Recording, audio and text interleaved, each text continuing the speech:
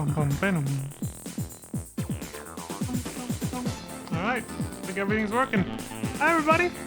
Welcome back to another episode of Left 4 Dead. We finished the story yesterday. So we're gonna do the developer commentary mode today. So, let's get on with it, shall we?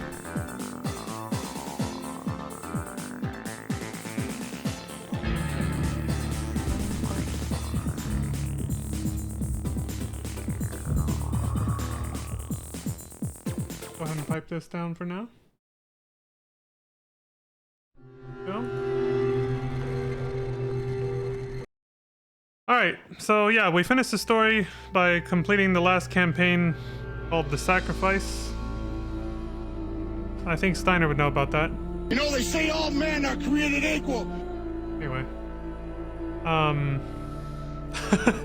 So we finished that, and we're gonna do the developer commentary mode, as I just said. This one, it says, listen to the developers discuss the making of Left 4 Dead. I think this is really interesting, and so I made a decision a long time ago that I definitely wanted to stream this, if I ever stream this game. So it's gonna be a very chill and laid-back episode this time because, well, we're gonna do a walkthrough of one of the campaigns. They chose No Mercy, the first one, for the walkthrough. And they basically will explain the ins and outs of the whole game. How it was made, why they made the decisions they made, the design of the characters, the enemies, all that good stuff. Even some of the areas we visit. And yeah, should be fun. Commentary, yeah, here we go. For commentary mode, commentary nodes contain audio commentary by the Valve development team. To start or stop a node, aim at any balloon icon and press your use button. So that would be E. Like open and close doors or pick up items. In commentary mode, you cannot earn achievements and you will be ignored by infected until the finale. Yeah, they still let you do the finale. Actually, you know what, says that, but I can't remember if it's in this game or in Left 4 Dead 2, because they do a commentary mode for that one too. You can't even trigger the finale. Like, you just have to quit out.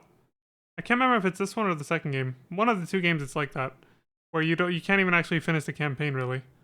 Like, you just have to quit out once you've listened to the whole commentary. Even though it says this. It says the same disclaimer. I can't remember which of the two games it is. Game settings, developer commentary, choose settings that best suit your style of playing. Chapter 1, 2, 3, 4, and 5. Yeah, this is all for No Mercy. The only campaign that you can do for this. Let's just play Zoe. She's comfy. Ever since I was little, I wasn't that little when I played this. I was in my late teens. Well, ever since I was, in my late teens, I guess. And early 20s when I played this. I'll say late teens. I thought she was a comfy character just because of her backstory. The fact that she apparently sat in her dorm room just watching horror movies all night and slacked off in college, basically. She just slacked off in her college dorm room just watching horror movies. I thought it painted a very comfy picture of her that I was kind of like, you know what, I fuck with that. I resonate with that. Comfy.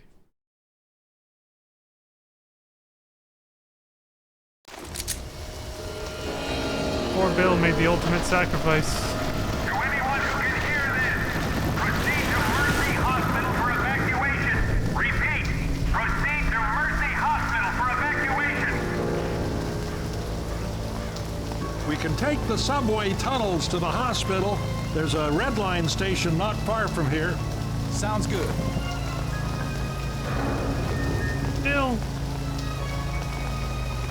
He's still alive in this timeline. We started over. Kinda, sorta, not really. Take the usual shit. Alright, let's start. Hi, my name is Gabe Newell, and welcome to Left 4 Dead. Left 4 Dead is our first attempt to combine the strengths of single-player and multiplayer games. We wanted to take the character-driven storytelling of our single-player games, like Half-Life, and combine it with the social replayability of our multiplayer games, like Counter-Strike and Team Fortress 2. Plus, Left 4 Dead has zombie hordes and co-op, so what's not to like? To listen to a commentary node, put your crosshair over the floating commentary symbol and press your use key. To stop a commentary node, put your crosshair over the rotating node and press the use key again. Some commentary nodes may take control of the game in order to show something to you. In these cases, simply press your use key again to stop the commentary. Please let me know what you think after you've had a chance to play Left 4 Dead. I can be reached at gaben@valvesoftware.com. I get about 10,000 emails each time we release a game, and while I can't respond to all of them, I do read all of them. Thanks, and have fun. They always say that, don't they? But do they really read all of them? Because that's a lot of fucking messages. Holy shit. Of course, that message, that audio recording right there of Gabe Newell was from when this game came out in 2008. Alright? He probably gets way more emails now every single day of his life, just being, you know, the CEO of Steam. How enormous of a video game company it's become. Not because it makes games, they stopped making games a long time ago. Valve doesn't make games anymore. Just because they run like the biggest online storefront for PC games. But yeah, I forgot Gabe Newell was directly involved as like the head honcho for this game, so I didn't even realize he was gonna be the first one to talk right there. That dude is just sitting back collecting all that precious Steam money nowadays. He's just like, oh yeah. Alright, who's gonna talk here? We experimented with a variety of different introductions for each campaign. For No Mercy, we tried a 40-second fly-in of the helicopter to give the player a more movie-like introduction to the game. Ultimately, we found that such elaborate cutscenes are hard to watch over and over in a game that's built for replayability. Playtesters wanted to get into the game and start playing right away, so we ended up going with a much more streamlined game intro. Other companies could learn from that, especially in this time period. Because this is the time period, the late 2000s, early 2010s, this is when a lot of video games started like... They started to try to become movies way too much. You know? And some games still do that to this day, but like, it was really bad back then. You could tell they were always... Most video games were trying to put way too much of an emphasis on like cinematics and stuff like that rather than the actual gameplay. That trend kind of started in the late 2000s and ended up resulting in some kind of shit games by the early 2010s.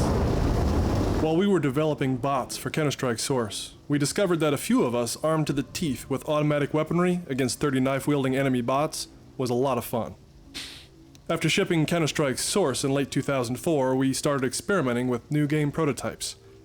That basic kernel of small team of friends against hordes of clawing enemies was something we kept coming back to, and we soon realized that the co-op versus the horde game had a ton of potential. We started work in earnest on what was to become Left 4 Dead in early 2005, and in about a week, we had a very rough but very playable and fun prototype. We began our daily cycle of playtest, discuss, and modify that continued for the next 3 years. Left 4 Dead is the result of this evolutionary design process. It's also the time period when Gears of War was popping off. I think Gears of War 2 started the horde mode, very similar concept. But the monsters actually have guns there, so it's not quite the same. Gears 3, I believe, came out in 2009, so a year after this. And I don't know if Call of Duty Zombies had become a thing yet. So I can keep up with that franchise. I've never kept up with that franchise, so I have no idea. But it makes sense that this, you know, this whole thing started becoming a trend in this time period. Originally in Left 4 Dead, there were some features that made it possible for players to cause trouble for others. This behavior, known as griefing, can really ruin the experience of a game, especially for newer players. Oh yeah. For instance, at this starting location, while players were still getting used to the controls, other players might push them off the roof and cause them to fall and die before the game really even gets started. This is one of the main reasons we changed the survivors' behavior so they could no longer push each other. No collision. We just run right through each other. That's why. You can't just push your teammates into danger, basically. Good shit. Oh yeah, so I don't have to worry about shooting these guys. The NPCs will shoot them though.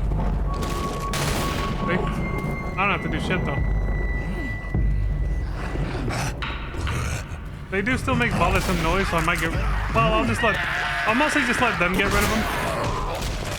But I'll probably help out a little bit if we need to, you know, hurry things up, so... Pipe them down so we can actually hear the commentary. We treat the infected horde as a major character in Left 4 Dead and spend a lot of effort in making their movements believable. This includes hundreds of motion captured animations that are algorithmically blended with the physics system to create characters that realistically interact with their environment and each other.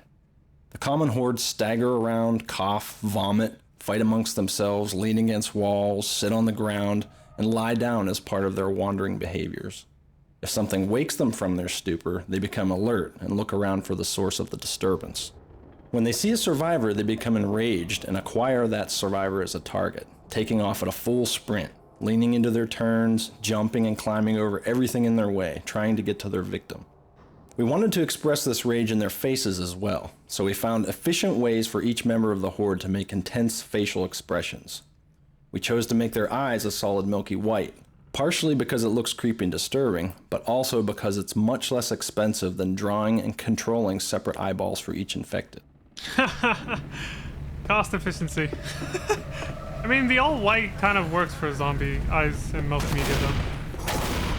I think it works fine. It can probably look a little bit generic if you're going for like a video game or movie or TV show that's like meant to be more grounded and realistic looking or whatever, but for a game like this, it's perfect. Left 4 Dead requires a variety of areas off the main path where the infected can spawn. We learned that once we had created these spaces, players naturally wanted to explore them. So fairly late in development, we decided to reward the players for going into these areas by allowing the random creation of bonus items such as pain pills, Molotovs, pipe bombs, and extra pistols. Yeah, see? I think I explained that. I remembered that from, Jesus, a decade and a half ago or whatever when I played this. Because I remember explaining that when I first started this game too. That they reward exploration by randomly generating like supplies and rooms that are off the beaten path, off the main road. They also at some point explain how they let you know which way you're supposed to be going most of the time.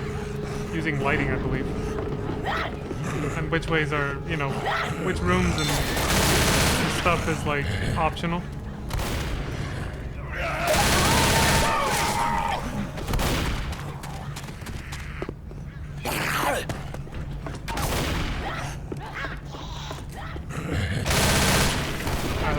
The most common attitude toward music in multiplayer games is that it just gets in the way.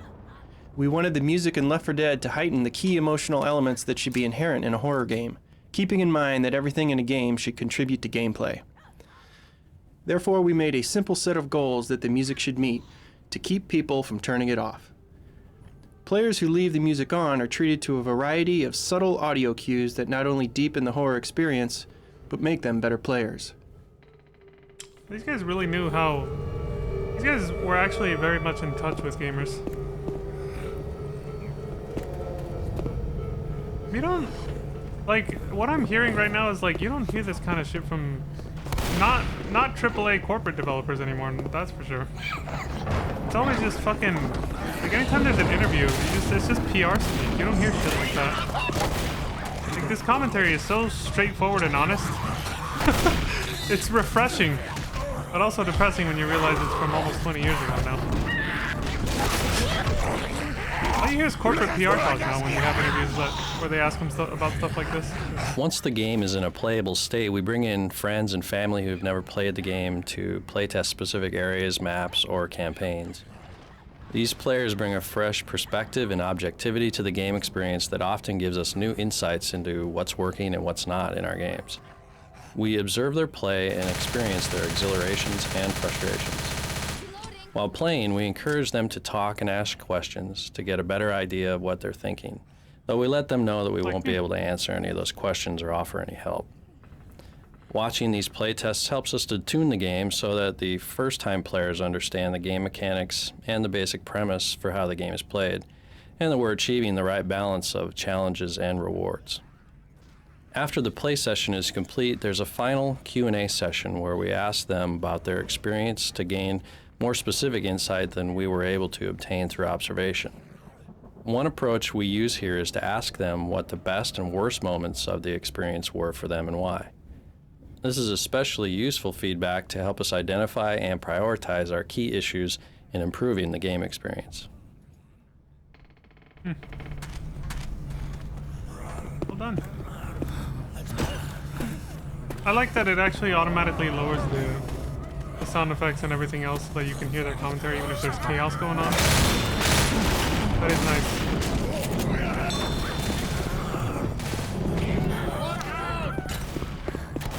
Poor NPCs just getting targeted and pounded while I'm just being able to walk through just fine. Not only am I immune, the zombies don't even care about me. The designs of the boss infected were driven directly from weaknesses observed during our daily playtesting. For example, in the very early days of the game, there were only common infected.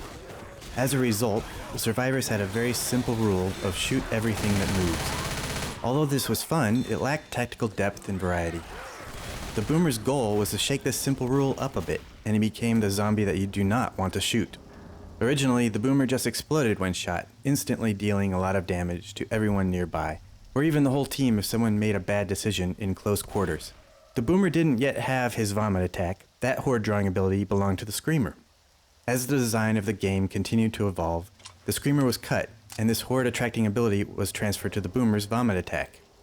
This attack fit the hugely obese and gluttonous visual design of the Boomer well. Once the Boomer could vomit, we realized that this was a much more interesting game mechanic and changed the explosion from an instantaneous damage-causing one into the current vomit-splattering one. The Boomer's vomit has a couple of very interesting game mechanics. Along with being temporarily blinded with vomit in their eyes, whoever is hit by the vomit becomes it, and the incoming horde of zombies only attacks that player, essentially leaving him to the mercy of his teammates' willingness to protect him. The other players who have not been vomited on have to make a quick decision about how to deal with this new situation. Another feature of the vomit attack is that it is not an instantaneous blow that causes damage, unlike the previous exploding version of the Boomer. Instead, there are often several seconds of dread and anticipation where the player knows the horde is coming and can prepare for the onslaught, but there's uncertainty about how things are going to play out. This kind of anticipatory drama is amazingly powerful and makes the whole Left 4 Dead experience work well and keeps the players on their toes. Yeah. I can agree with that. If you keep clicking on this node, a Boomer's just gonna keep spawning, and these guys are gonna have to deal with it. The designs of the boss infected were driven directly from weaknesses observed during our daily playtesting. For example, in the very early days of the game, there were only I clicked on it again just to get rid of it. The designs of the boss infected were driven Oh my directly god, from you weaknesses can just observed keep during our spawning daily them. The designs of the boss infected were driven directly Yeah, you can from just keep trolling your teammates, but you also make them... Wait, did I make them despawn when I did that? The designs of the boss... Yeah, you can make them despawn just by clicking it again. Oh my The god. Screamer was a boss zombie who didn't have any actual attacks. He was bound in a straitjacket. You knew when he was around because of his crazed, maniacal cackling. The trick to the Screamer was that if he saw you, you had a moment to kill him before he ran away. And once the Screamer got away from the survivors to a hiding place, he would emit a loud, howling scream that would cause a huge mob of zombies to attack the survivors. Capcom While there copy-pasted were this several into Resident exciting Evil 6. moments of knowing you had to chase him down to shoot him before he screamed, dodging zombies all the way, ultimately it proved too confusing for the survivors to discover how he worked or even to reliably notice him in the crowd. He was cut, and his horde drawing attack eventually evolved into the Boomer attack. I think that was a good choice. That concept, yeah. I mean, again, Capcom copy-pasted this exactly word for word what she just described as how one of the zombies in Leon's campaign in Resident Evil 6 works. And yeah, it's just annoying. It's just annoying, it's not fun. You know, the Boomer has like an element of comedy to it. It's interesting. Weapons here! Capcom took the Boomer and just turned it into a generic, like, fat, chunky zombie called the Whopper in Resident Evil 6. To overcome the horror and darkness of Left 4 Dead, our highest priority was to create 4 believable people for the survivors, which you could connect with. With the design of Francis, we were looking for a large, imposing character that would fit in well during the zombie apocalypse. He needed to feel huge, fit believably into the world, and read well as a silhouette. The biker look was a strong choice, as the read of bare arms, a stained white shirt, and leather waistcoat, all in a 6'5" frame, certainly made for an imposing, paired-back shape that read clearly amongst the chaos. When dealing with an environment that is as dark as Left 4 Dead, a strong graphic read would be essential in combating the visual noise of hundreds of zombies frantically flailing about. The survivors are in effect visually our last hope and read as warm and enduring people in a world gone mad. The zombies, on the other hand, are desaturated, fairly cool in their colour palette, and lack a lot of the contrast of our survivors. The 4 characters were designed as a unit, so that while they stand out together from the rest of the world, their strong silhouettes and colour contrast provide clear reads for each individually, yet a signal team. We wanted to conjure 4 survivors that would resonate realistically, and thereby complete our horrifically rendered vision of the zombie apocalypse, which you, the player, now find yourself in. Also, I forgot to comment on the music thing that guy said from earlier. It said that the most common attitude towards music in multiplayer games is that it gets in the way. I mean, I didn't know this back then. I always wondered why games like Call of Duty and like so many of these other like multiplayer games just had no music playing whatsoever. Especially when you're playing, you know, because Call of Duty plays a ton of music in the campaign. I did play through Black Ops' campaign when somebody brought it over once. But like during the multiplayer, there's like hardly anything.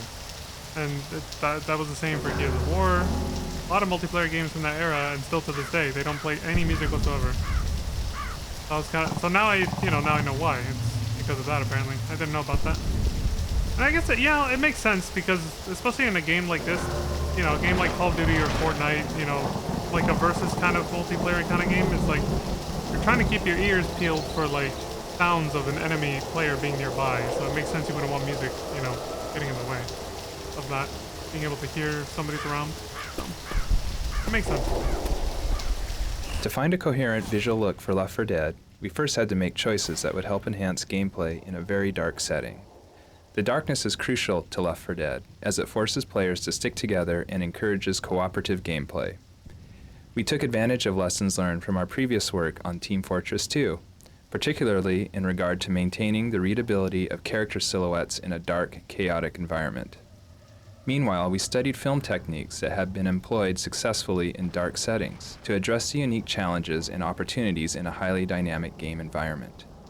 To accentuate the notion that you're playing through the ultimate zombie movie with a band of your friends, we added various filmic effects to the source engine. Using these effects, including color correction, film grain, contrast, and vignetting, we were able to define a stylistic filmic look that balances a visual drama with clear readability for players. Kind of neat. I think I turned off the film grain completely, or did I leave it at default? No, I did turn it off. Here, does it make a difference? Let's put it at the recommended.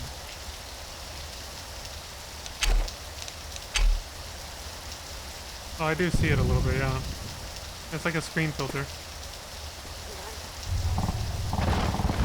At the recommended setting, it's at least subtle enough to actually not get too much in the way, yeah. Just give it more of like a movie vibe, I guess. Well, movies from back then, because movies today, they look like what I just had. There's no filter. Like it just looks something like somebody's just making a YouTube video now. When we started what was to become Left 4 Dead in late 2004, or Terror Strike as it was known at the time, our team was quite small. However, we knew we had certain strengths, one of them being AI. AI is just shorthand for software that results in apparently intelligent behavior, which can take many different forms. In our case, we wanted to explore procedural content generation, creating an AI algorithm that would generate endless amounts of content for players to consume. The advantages of this are many. Not only would the game be infinitely replayable, but we could theoretically create huge amounts of game experience with a small team and some clever programming. The reason we decided on a humans versus the zombie horde motif was that the actual core game mechanic, shoot lots of zombies, is kind of a known fun quantity. That allowed us to take more risk on the side of procedurally populating our zombie world, than to experiment with a procedural system that manipulates the dramatic pacing of the game. Taking this risk has really paid off so far. Not only do we, the dev team, still enjoy playing our game after doing so for 3 years, but the procedural population system has really saved a ton of effort. For example, if we tweak some portion of how the game plays, we only have to do it in one piece of code, which then automatically populates all 20 of our maps and all future maps we or our fans create in this new way. More cost efficiency mixed with creativity. It is possible.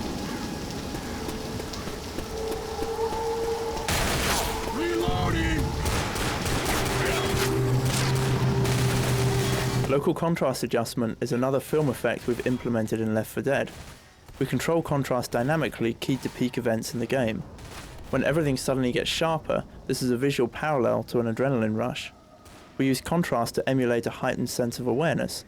While players may not be consciously aware of these effects, they eventually come to associate subtle changes in visual presentation with shifts in the game's intensity. True, your brain does pick up on things that you don't consciously notice. Yeah. One of the things I was thinking about the other day about this is, I experienced this more as a kid when I was younger mostly because the video games in general were a lot harder back then. Also, they were partially harder just because I was a kid and I sucked compared to now, which, you know, not saying I'm not saying I'm a pro gamer now, but games do come a lot easier. Like, I go back to playing video games I grew up with, and I'm like, this is way easier than I remember, you know? I'm just like, I said this before on stream too, I was like, I remember this being way harder, what the fuck? But like, what I meant to talk about was the fact that paying attention to the fact that how your brain suddenly starts to get better at something the more you practice it. It's not just video games, it's anything. It's any kind of skill. It was always interesting to see that. And like I said, I noticed it mostly as a kid because video games were pretty hard back then. Where like, I would play like through a certain stage of something like Crash Bandicoot, for example, and I was like, dude, this is hella hard. Or like, you know, I would feel like a certain level of difficulty. Then the next time, especially if you got stuck and I just couldn't beat it or something, right? Then I would take a break and come back, sometimes even the next day. The next time I tried it, I would clear it like it was nothing. Like, it was so easy, and I was just like, how did I struggle with this before? What the hell happened? Like, you know, some kind of like, it's like your brain picked up on things and learns from your experiences in ways that you don't get to see. You don't get to see what your brain is doing in the background after you experience something. What your brain is doing to process and improve, but the next time you try it, you're better at it. Again, it's not just a video game thing, it's any skill, that's how it works. And it is interesting because, I bring it up now too because I saw a documentary about how modern artificial intelligence is being developed, and one of the guys at the company called DeepMind, I believe, I can't pronounce his name, and I think it's Dennis something or other. He mentioned that he saw that when he started playing chess as a kid, and he was very interested in seeing how it is. He was very interested in the fact that he could tell his brain was improving, but he didn't know how or why it was happening, and he was really curious about that. So he's like, he said, I think he says it in the film too, he says, how is my brain doing this? Like, he was really curious about how is his brain improving? What exactly is it doing to become better at what he's doing, which in that case was chess, right? He was playing chess as a kid. He got very curious about that. So he got into studying like neurology and psychology to learn more about the brain and how it works, and then, you know, applying that knowledge into developing artificial intelligence so that it can emulate that. I was like, yeah, he's right. I do remember experiencing that myself as a kid, where I would just be like, how did I get so good at this suddenly? Why is it so easy? Yesterday I was like pulling my hair out over how hard it was. What the fuck happened? Yeah, I had those experiences as a kid too. I was like, that's interesting. Anyone designing a post-apocalyptic city has to deal with the problem of how to light it. Initially, our take on it was that the city still had power. You could see lights in many windows, and the streetlights were all lit up. It didn't give us the atmosphere we wanted, but we felt we needed those light sources. When we started to unify the art and lighting design, one of the decisions was to eliminate a lot of lights. This gave us an opportunity to come up with other ways of bringing light into scenes. As we removed lights, we found we were also removing any sense of normality in the city. Without lit windows, or even the illuminated signage in front of stores, we removed some familiarity from the player's experience. Things are lit from lower angles than they would expect, from car headlights and oil barrel fires. These dramatic angles really enhance the sense of a creepy, desolate, almost hopeless environment. Now it's a city that you've seen, but not in a way that you've ever seen it before. Something's amiss. Something's off. Yeah. You know, that particular feeling I just had recently when I went into a big city during sunset, where the lights aren't on in the city yet, but it casts, some of the taller buildings cast some really dark shadows over the smaller buildings in front of them from, you know, the opposite side of where the sun is.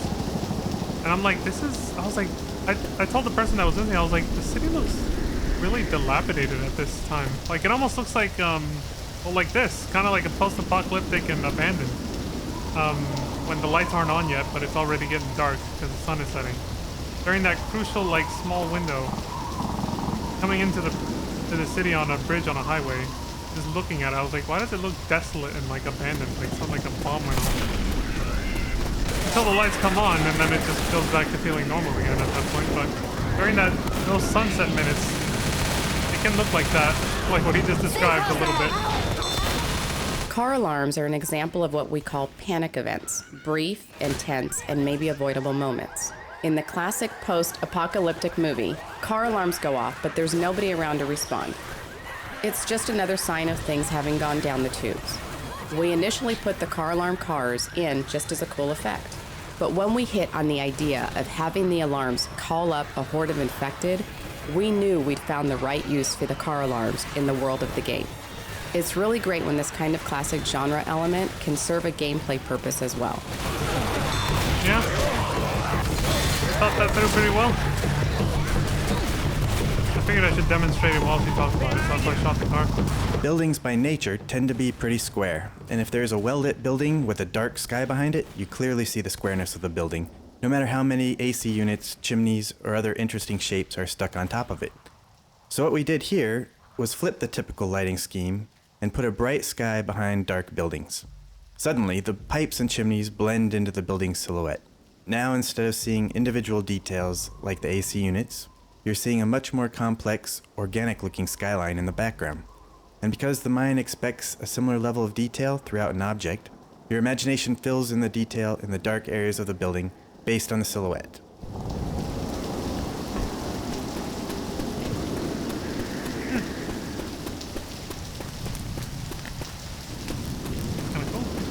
Grabbing some pills. Pills.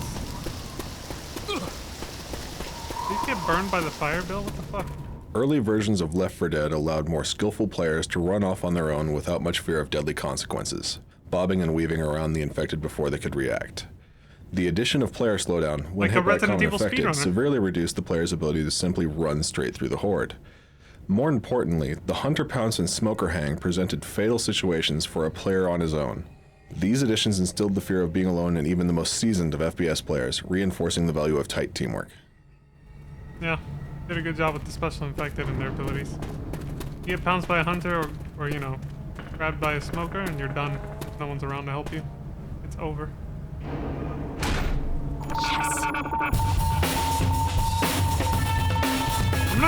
I'm gonna try not to miss any nodes, but I might if they ever. Most of them are on the main path for that reason, so you don't miss them. But if there are a couple that are like off in some corner of, you know, middle Through of nowhere. playtesting, we found that Left 4 Dead's unique cooperation mechanics were tricky even for seasoned gamers to grasp immediately. Failing because of rules that are not clear is never fun. Nope. Therefore, we designed the game instructor system to educate players as quickly as possible. Because first-time players can potentially join an in-progress game at any point, it was critical that the game instructor dynamically interpret game events. It keeps a running list of the lessons that can be taught in the current context and displays the ones that are most important. It also tracks how many times the player has successfully demonstrated that they've learned the lesson. Once the player has proven competence at any specific lesson, the hint is never shown again. Yeah, tutorial's done right. Especially for a game like this.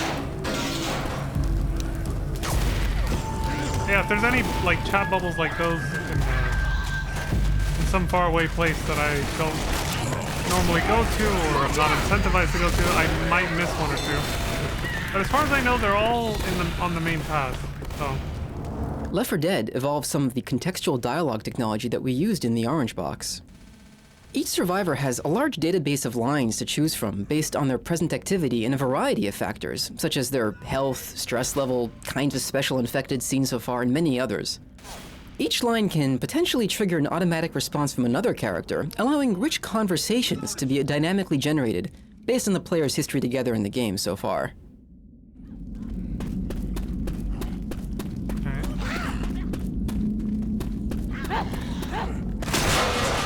There's nothing in there. Look out of the way. Another way we try and give players a new experience every time they play Left 4 Dead is that in addition to randomly placing bonus items like pain pills and pipe bombs, we vary the location of the more powerful weapons. The auto shotgun, the assault rifle, and the hunting rifle. These weapons will always appear somewhere in the main path, but there are 4 different areas in the subway station where they can spawn. This means that players can't take these positions for granted on repeated playthroughs, and must keep their eyes open for the weapon upgrades.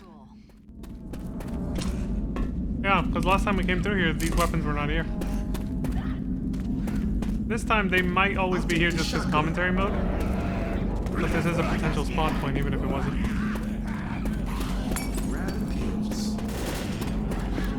Bill said an assault rifle. This shit's getting more like Nam every second.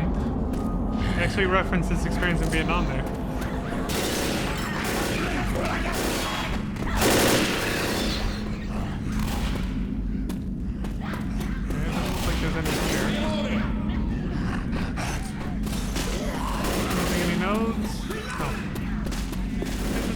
Just being thorough. Go.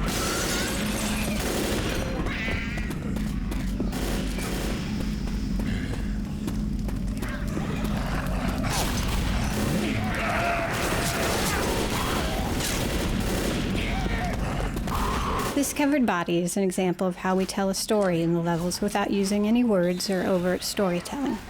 We wanted to show that there are other people in the world that are survivors like you.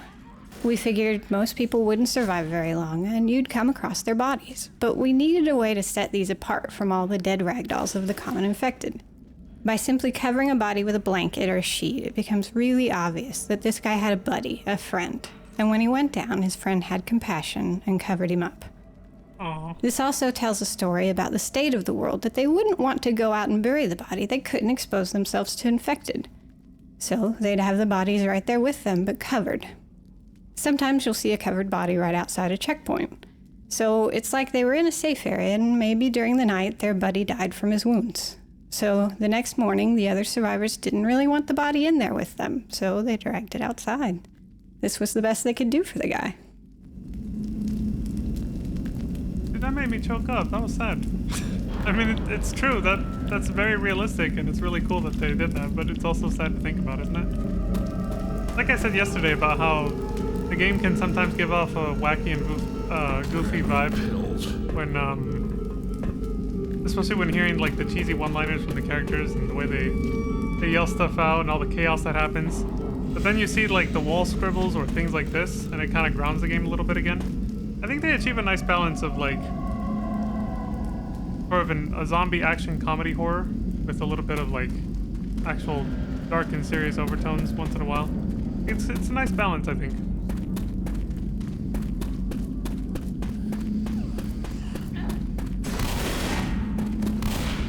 Yeah, I think they did it pretty well. The game isn't dead-ass dark and serious. I never saw this tunnel before. The game isn't dead-ass dark and serious, but it has its moments. If you pay attention to, as she said, the subtle storytelling by looking at the environment, the wall scribbles in the safe rooms and stuff like that. Smoking the set is a common film technique used to help separate background and foreground elements. We use particles and distance-based fog to do our own version of smoking. Our first experiments proved frustrating for players. We used a realistic dark fog, but this obscured character silhouettes and gave no sense of the vast surrounding environment. Once we lightened up the fog, the maps gained a greater sense of scale and distance, and the readability of characters greatly improved, so the players could more easily tell friend from foe. Fog also helped players spot important events, like zombies climbing over distant fences. So changes in visual design not only improved the look of the maps, but aided players in anticipating and coordinating their team ahead of attack.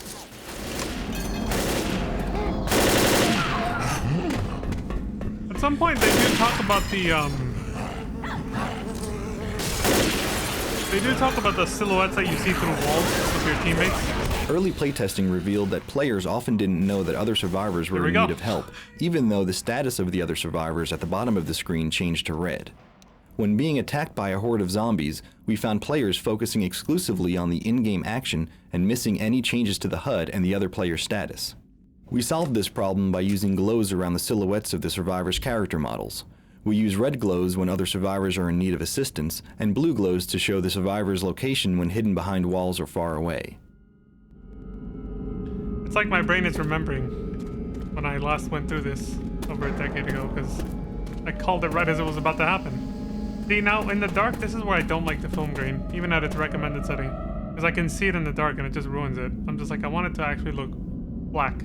Like all black, and I see the film grain going on my fucking screen. I'll turn that back off. But yeah, it's like my brain's remembering my last time to, there we go, that's what I like. My brain's definitely remembering shit, because I'm just like, oh, aren't they gonna talk about the silhouettes around the characters when, you know, like that? You see through the walls, and there it is. As I was saying it, we approached the node that talks about it. Fucking distant memory unlocked. What can I say? The game left an impression on me. It's a good game. In Left 4 Dead, players carry flashlights to illuminate the environment. These shadow-casting light sources not only add surface richness and provide important visual depth cues, they tie into gameplay. For example, because a player's flashlight is attached to his or her weapon, the light becomes pointed off to the side when reloading or performing a shove attack. In a sufficiently dark area, this can cause the player to be effectively blind until they are done reloading or shoving back an enemy. Like so many of Left 4 Dead's game mechanics, this encourages cooperation, as players know they may be left in the dark if they choose to reload at the wrong moment. I did think that was really cool, and the one I noticed it the most was with the pistols. Especially when you have dual pistols. Look how long you're like in the dark for. Like, I feel like it's way worse than with the other weapons. Yeah, because that still mostly stays like sort of front and center, so you can kind of just do this. Or cheese it that way. This one, not really. Like, look, it's all over the place. Like, you really get screwed when reloading dual pistols. The flashlight. Before there were rescue closets, survivors who died during the game had to wait until the next checkpoint before they could rejoin. As the game matured, the time between checkpoints reached 10 to 15 minutes, clearly too long for a player to sit in spectator mode. Although it may seem obvious now, it wasn't really clear how to bring dead survivors back into the game in a simple and believable way. Once we hit on the mechanic that you're rescuing a survivor who has barricaded himself in, the problem was solved. This solution is typical of Left 4 Dead game mechanics. Hearing a trapped friend call for help creates a dramatic situation for the survivors and creates a new short-term goal for the team to accomplish. Also, finding a lone survivor that joins your team is a staple of the horror movie genre. Finally, it provides plenty of opportunities throughout the environment to bring dead players back into the game. Yeah, talked about that on previous streams. They did that really well.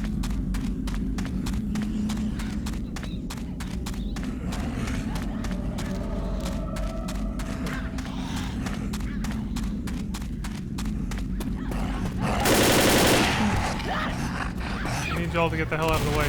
We set out to create an interesting trade-off between the pipe bomb and the Molotov from day one. Given the limit of a single item in your inventory, the choice needed to be meaningful. From early on, the Molotov was a clear winner, providing a dynamic area of denial with interesting strategic purposes and pitfalls, especially against the boss infected. The pipe bomb was intended to provide a balance against a rampaging horde, but initially it proved far less successful. Given the frenetic pace of enemies in action in Left 4 Dead, with typical engagement ranges of 5 to 10 feet, using a traditional pipe bomb in any sort of intentional way was nearly impossible. You'd see a mob of zombies, whip out the pipe bomb, and by the time you're winding up for a throw, they'd already be eating your face. No amount of tweaks to the detonation mechanic or timing solved this issue. It simply wasn't fun. Given that the horde is drawn to shrill, high-pitched sounds, we decided to take the homemade nature of the pipe bomb one step further and attach the guts of a smoke detector onto it. This provided just the element that the weapon needed. Against mobs, you now have the ability to draw them to a point and destroy them. It has the strategic advantage of being able to deflect an incoming rush from a user or a teammate who's being overwhelmed, and rarely feels like a wasted opportunity when used. Now when presented with a pipe bomb and Molotov trade-off, you have to weigh what situation you're more worried about facing next, and how the rest of your team is outfitted. The mechanics of the weapon help to reinforce fictional elements within the world while falling in line and fulfilling our initial goals for its purpose. And seeing a bunch of zombies turn into goopy red mist as the result of a big explosion never hurts either. Yeah, that is a fun payoff, is the goopy mist, the red goopy mist. Yeah, I mean, you've seen me play through this already. I favor the pipe bomb over Molotovs any day. Because Molotovs, it's like, for me, I constantly feel like I have to make sure I know where they're going to come from, so I know where to set it. Like, where to throw it. Like, if I know they're coming through this tunnel, then I just throw it here and then watch them all burn as they come in, right? But you don't always get to know, and sometimes they have multiple entry points. So for me, the versatility leans more towards the pipe bomb. If I feel like I'm about to get surrounded and things are gonna get a little heavy and stressful, then I just chuck a pipe bomb. Gives you some time to breathe. You get to reload, heal, check on your team, reposition, regroup, yada yada. It's honestly more strategic for me. I like how you said the guts of a smoke detector. So that's what we're seeing on the pipe bomb on screen. It's the guts of a smoke detector. I like that. They set it so that it goes beep beep. It's honestly quiet for that because fucking when my smoke detectors go off in my house, they're fucking loud as shit. Yeah, it's pretty cool. At one point in the development process, playtesters told us that with the exception of the finale maps, they found the experience of going through a campaign fairly flat, with not enough peak moments. So we decided to mix up the gameplay by creating crescendo events. That's what they were called. This generator room was one of the first maps where we tried one of these events. To proceed from this room, the survivors must turn on the power to open this door, which attracts a large horde of the infected. These crescendo events create multiple peak moments that vary the pace and intensity of the campaign, ultimately building up to the finale. Yeah, I think this is a good choice.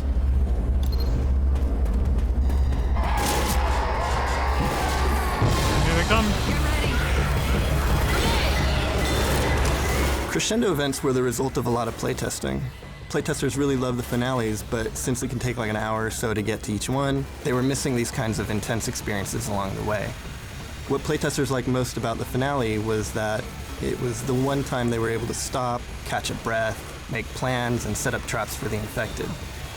During the rest of the campaign, you're always on the run, reacting to the infected and trying to move forward. So these crescendo events came out of wanting to get more of that planning and strategy into the rest of the campaign. These events also helped a bunch with team building. Like the minigun is really important, and if no one's manning it, your team probably won't do too well. But the minigunner is really vulnerable. They have a limited angle of view, they can't watch their backs anymore, so they have to depend on their teammates to cover them. With crescendo events on the way to the finale, we not only vary the pacing, but we help build the skills and coordination that will enable teams to survive the ultimate battle at the finale. Yeah. It's a nice little change of pace, it's good.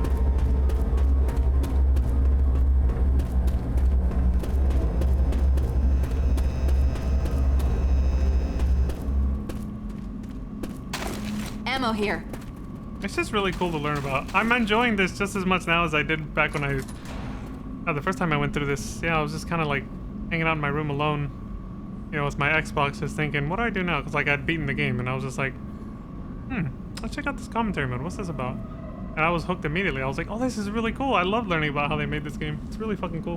One distinguishing characteristic about Lewis is that he represents the everyday man. While Bill and Francis are characters who obviously live on the outskirts of society, Lewis is really the only one in the group who looks like he's trying to hold on to aspects of normalcy and civilization in a world of utter chaos. Designing a sleek-fitted silhouette and adding detail elements such as designer shoes, necktie, and a designer watch not only distinguishes his character from the rest of the group, but also gives the player insight into who Lewis was prior to the apocalypse. Mr. IT guy. One distinguishing characteristic about Lewis is that he represents the everyday man. While Bill and Francis are characters who obviously live on the outskirts of society, Lewis is really the... What's the only way to keep him on screen like that? I noticed that they kept one of his pant legs is like rolled up or torn. I guess we can sort of see it on his live model. And the other one isn't. A nice little detail to show that he's been roughed up a little. Same with the tucked in shirt. It's like partially tucked in, but not really. The tie's obviously loose. No. Stuff.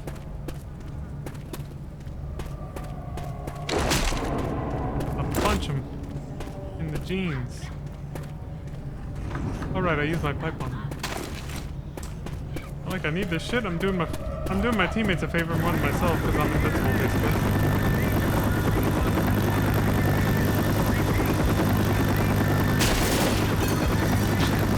Chopper 5.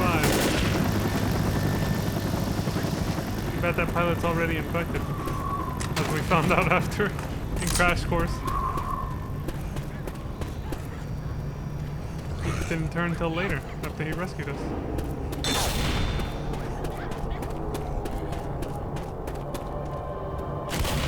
Considering Resident Evil 6 came out in 2012, just 3 years after Left 4 Dead 2, and 4 years after this one, you know they took a lot of inspiration from this game.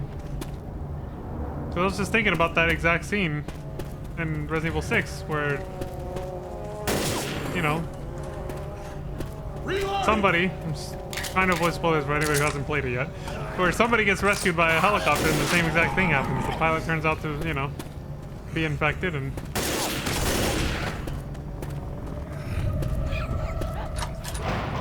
and it creates immediate chaos right after being rescued.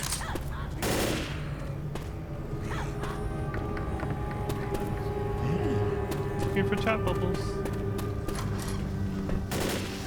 Where are the chat bubbles? There's one.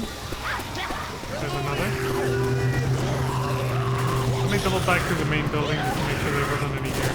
Okay, no, that was a bathroom we checked out already. Okay. They seem to be in pretty obvious spots. Lighting was one of our toughest challenges.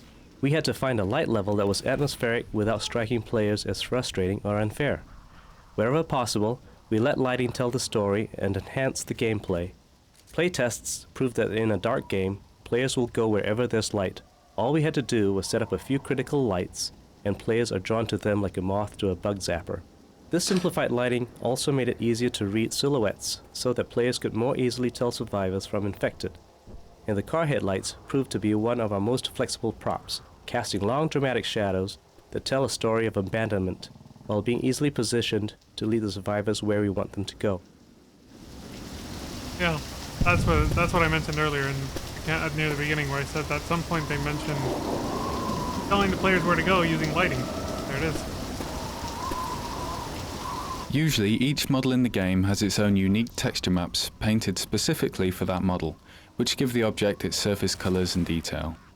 To have a convincing variety of cars using this method would have required as many textures as varieties of car, plus multiple duplicates of the textures in different colors, which would have been far out of our allotted texture memory budget. So we had to find a more efficient way to bring about the same result. For example, the texture on this car is shared with 3 different car models distributed throughout the environment. In addition to this one color texture, there is also a mask texture that allows each instance of the car's painted surfaces to be tinted a different color without having to author a separate texture. So for the cost of 2 textures, you can get 4 different car models in an unlimited variety of colors. That was just a little bit too technical for me to fully grasp it on the first go, but I'll take his word for it. Along with the Boomer, the tank Holy was one shit. of our earliest bosses. Where the Boomer broke the rule of shoot everything that moves, the tank changed the team's tactics to require immediate and direct cooperation against a single major threat. If everyone stays calm and engages the tank, they should be okay. If they panic and scatter, or if someone gets selfish and runs off, the team will likely die. One difficulty with the tank was that since we offset his incredible toughness by slowing him down a bit, when tank battles occurred in large outdoor spaces, he was far less effective. Coordinated survivor teams could easily take down the tank before he would close in on them and cause chaos. To offset this vulnerability, we added his rock throw and car slugging abilities. Now, if the tank finds himself far away from the survivors, he can still be effective by ripping up the ground and lobbing huge rocks at them. Yeah, we shouldn't do that. The more dangerous thing, though, is punching cars in our direction. Do that again. Along with the Boomer, the tank was one of our earliest bosses. Yeah, you can despawn him. Go again, guys. Along with the Boomer, the tank was one of our earliest bosses. Good luck. Where the Boomer broke the rule of shoot everything that moves, the tank changed the team's tactics to require immediate and direct cooperation against a single major threat. I got him. If everyone stays calm and engages the tank, they should be okay. If they panic and scatter, or if someone gets selfish and runs off, the team will...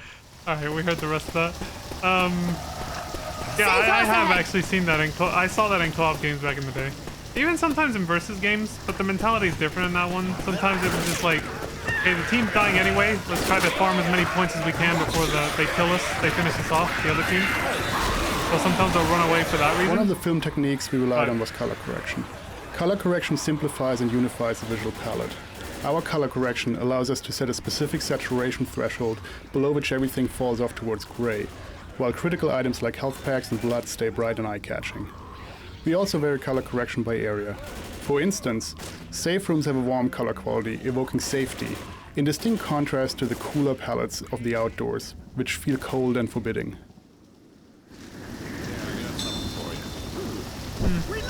Alright, so I mostly did that to shut up all the noise real quick. I activated the next node.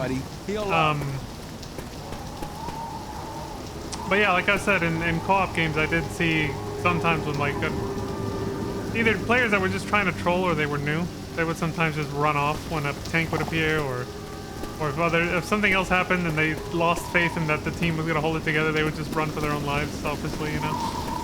Usually it was a tank that would trigger that though. They'd just be like, fuck it, and they'd run to like the safe room if it was close enough and just abandon the rest of the team. Would you lock that sucker? Sweet! I should have shot the car alarm before closing it, but whatever. We're almost an hour in, we gotta get going anyway. Can't fuck around too much. Francis, use your first aid kit. Yeah, we have 8 first aid kits now. Like that, I'm still at 100% health. That tank could have killed me by accident, like even accident because it's not targeting me specifically, but if it would have punched the car in my direction while trying to get one of these guys, I could have died. Come on, let's do it! Or at least gotten down. No nodes in here this time. Okay. Initially, designers placed the spawn locations for common infected mobs in each map. However, it became obvious after a few playthroughs that skilled survivors knew exactly where each of these were, killing the atmosphere of anticipation and constant danger. Charlie To address this, we tried creating sets of these mob generators and randomizing which sets were active for a given session. This helped somewhat, but ultimately it meant that experienced survivor teams would just have to check a few more known locations. Since a primary design goal of Left 4 Dead was to create an experience that could be replayed indefinitely, we needed a new approach. We decided to go for the ideal but riskier solution, a completely procedural approach that would determine where to create mobs on the fly as the team was playing. Although it took longer to build this system, in the end it worked better than we even hoped. Not only were experienced teams no longer able to expect where mobs would hit, but the process of populating maps with enemies was hugely simplified. What used to take weeks of painful iteration and constant updating as maps were changed became a 5-minute process that was much more tolerant of map changes and actually played better. It was so successful, in fact, that we can't imagine building Left 4 Dead without a system for this kind of procedural content. We later expanded this system to add wandering zombies to the environments to increase the survivors' tactical choices and add additional variety to the game experience. Once this design decision was made, these wanderers were added to every map in the game with just an afternoon's worth of code from a single programmer. We play-tested the idea that very same day. That's pretty cool. Again, I do wonder why Capcom doesn't, or even any other game company doesn't, they don't seem to go for... I can only use Capcom as an example since I mostly play like Resident Evil games nowadays. Whenever I get like a new, especially if it's a AAA game, whenever I get like a new game. Resident Evil 8 had so much non-replayability. I remember like I played Resident Evil 7 to death. I felt like it had so much to it. Especially with all the DLC they gave it. And then 8 had like nothing. Like once you finish the main campaign, that was it. There was like very little else to do, and they never really added any DLC that changed that. It was all just like a one and done. It's now they did release that stupid Reverse or that stupid multiplayer game. Maybe they were actually thinking people were actually gonna fucking play that and like it. Like I don't know what they're smoking. But I mean they'd already made that mistake with that other game, which was actually a little bit better. That other asymmetrical multiplayer game called Resistance that came out with Resident Evil 3. You notice both Resident Evil 3 Remake and 8 had very little to no replayability. What a shock that they came with free games that were multiplayer trash, essentially. But again, Resistance at least had a little bit of a fun factor to it. That one was actually like a little bit, you know, okay compared to Reverse. But still, it's like, it's pretty clear they weren't free games. It's you paid, half your money went to that bullshit that, you know, most Resident Evil players don't give a fuck about, and then the other half went to the actual game you wanted. Molotovs over the here! single player campaign, you know? Like, That's what actually happened. Anyway, I digressed a bit. What I meant to talk about is why they don't make games just inherently replayable even without DLC. And I've heard some tinfoil hat conspiracy theories that it's mostly because they just want you to be able to, they want you to just kind of put the game away basically after one playthrough, so that you just move on to the next game, play another game, especially if they release another one shortly after. That might be true. I mean, it certainly makes sense. Like, the incentives are there for that. But considering how far apart most Resident Evil games in particular, if we focus on this franchise for this example, considering how far apart they are, it's so odd to do that. I think if you know you're only going to release the game once a year or two, usually once every 2 years, sometimes longer, 3 years, you would want the latest game to keep people entertained for a while, right? But I think it's like, if we continue exploring this idea of, you know, they want you to just move on, it could be that they just expect you to move on. It's not that they want you to. It could be that they're designing games based on the fact that everyone is so ADHD now. It no longer matters how replayable and fun you make a game like this, for example. No one's gonna play it for more than a couple days because there's just so many fucking games out there now, or entertainment in general. There's so many different video games, movies, music, whatever, like, you know, fucking memes on the internet, TikTok, you know, social media, like, there's just so much shit now. There's so much goddamn entertainment in our first world privileged country. There's so much goddamn entertainment out there, that it's just like the developers just expect you to move on no matter what they do, so they just don't want to put in the effort anymore.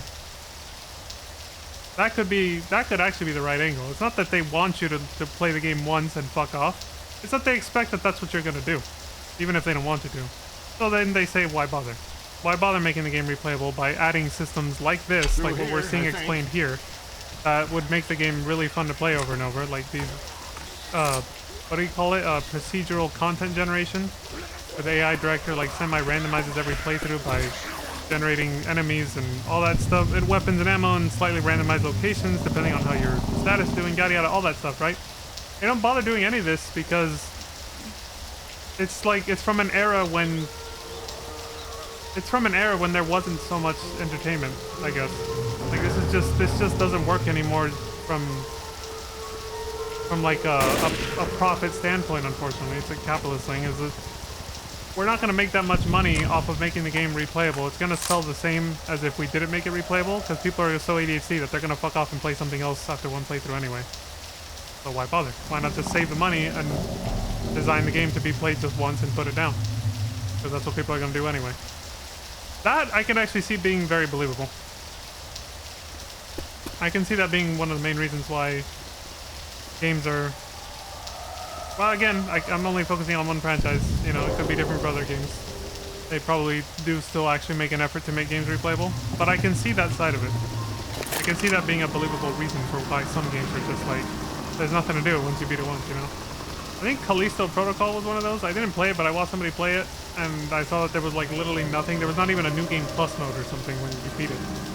It was just like literally just a one and done, and that was it. There was no reason to ever replay it again. But not every game does this, not every game franchise or developer does this, but it does sound like a valid sort of observation for why some game companies would opt to do that. To just be like, why bother giving the game replay value if people are just gonna fuck off and play something else, you know? I can see that. So yeah, that could be it. But it also could just be, you know, no more passionate developers, it's all corporate slop. That's also another valid, I don't know if they call it argument. It's really not an argument, but just observation, I think. That could also be another thing, yeah. Network bandwidth usage when playing Left 4 Dead is a huge concern. We're constantly looking for ways to reduce how much data the server needs to send to each of the players. In most of our multiplayer games, we're only concerned with other players and their projectiles and weapons. But in Left 4 Dead, we must update not only the behavior of other players, but those of a horde of infected. In the hospital campaign, a lot of the surfaces are flat, such as halls and roadways. By making sure the infected only send their height when it changes, instead of giving complete position updates, we shaved almost 10% of the bandwidth from the server. Okay, so that was like insanely technical for someone who knows nothing about how network bandwidth actually works, especially in like online video games. So that just went right over my head. I mostly got it though. With like I get the general idea just based on what he said. But if he hadn't given that example about the changing height thing, like I would have known what the hell he was even talking about to begin with. I just know in general bandwidth means like how much data is being sent at one time over the internet. So his example, you know, it kind of helped me. On the other side of the waterworks. It kind of helped me learn a little bit more about it, but it's still just like, okay, like it's just a very basic understanding. The process behind designing Zoe's character wasn't as straightforward as the other three. Developing a young female in a zombie apocalypse isn't easy with a backstory like hers. She had to be attractive and worn down at the same time.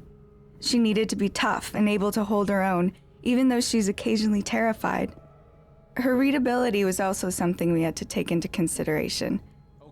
A bright red jacket solved the problem. It pops out amongst the gritty, desaturated zombies and the dark, subdued environment. As far as the rest of her appearance, there was a little bit of back and forth as her character came into focus through iteration. Finally, we were certain that the character model met our goals, and Zoe unfolded into an everyday young woman who everyone can relate to. Yeah, she's cozy. I was gonna say, I really like her belt. The belt design's really cool. That's why I zoomed in on there at the end. I was about to say something, but you know, she wasn't done. I like how one of the developers is Charlie Brown, though. I didn't see the chick's name just now, the one that just talked, but I did see that earlier. One guy was named Charlie Brown. I was like, oh shit! Charlie Brown made this game. He had a hand in it. Our first maps created specifically for the game were giant non-linear city sections. Blood. The idea was that the survivor team would have to find their way through the zombie-infested city. Playtesting quickly revealed that keeping track of your teammates and fending off the hordes of zombies completely consumed players' attention. Yep. Adding on-the-fly discussions of which way to go were slow and frustrating. More importantly, however, was that the teams quickly found their favorite route and tended to always run the same way every time, minimizing their on-the-fly decisions. Yeah. By paring down the city to a representative and fairly linear route, we could better spend our limited resources making that area highly detailed. Yeah, making this game open world would have hurt it for sure. With the way that the rest of the gameplay is, it wouldn't have worked as well.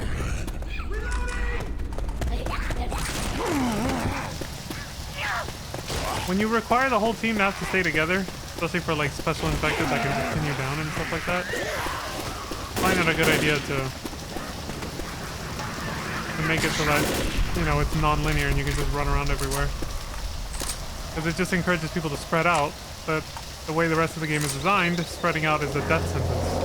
So it's like exactly what he just said. It just created frustration because everybody's having to discuss which way do we go? I want to go this way. No, I want to go this way. I played games like this actually. Now I'm thinking about it, and yeah, it sucks. That does happen. Non like zombie horde shooter games. Just games in general that are like team-based, but the maps are very open, and it just leads to people arguing and fighting over where they want to go. I want to go this way, but I want to go that way, and this leads to arguments because you can't go off on your own because it requires you to stay together, and yeah. They made the right choice. Originally, the survivor's path forced them through a gas station convenience store and out by these pumps. Due to the path, many players accidentally shot the pumps from close proximity, leading to a premature and seemingly unfair end to their survivor experience. Through a cycle of playtesting and iteration, we ultimately arrived at this layout, which preserved both the life of the player and the spectacle of the gas station detonating. So you used to come out of there, basically, the old route, and now we come out over here instead. When we arrive at this area is what he's saying. Let's see this up close. We saw it from the elevator last time.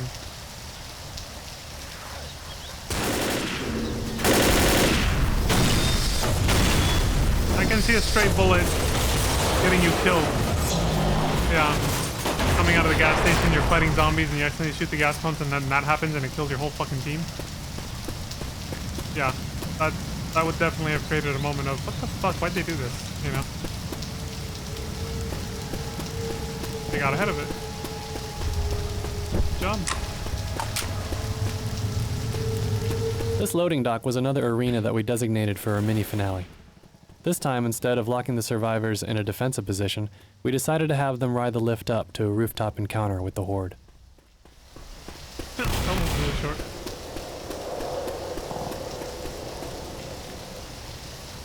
See ya.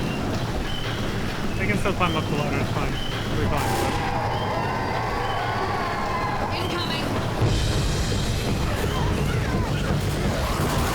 There it is, see?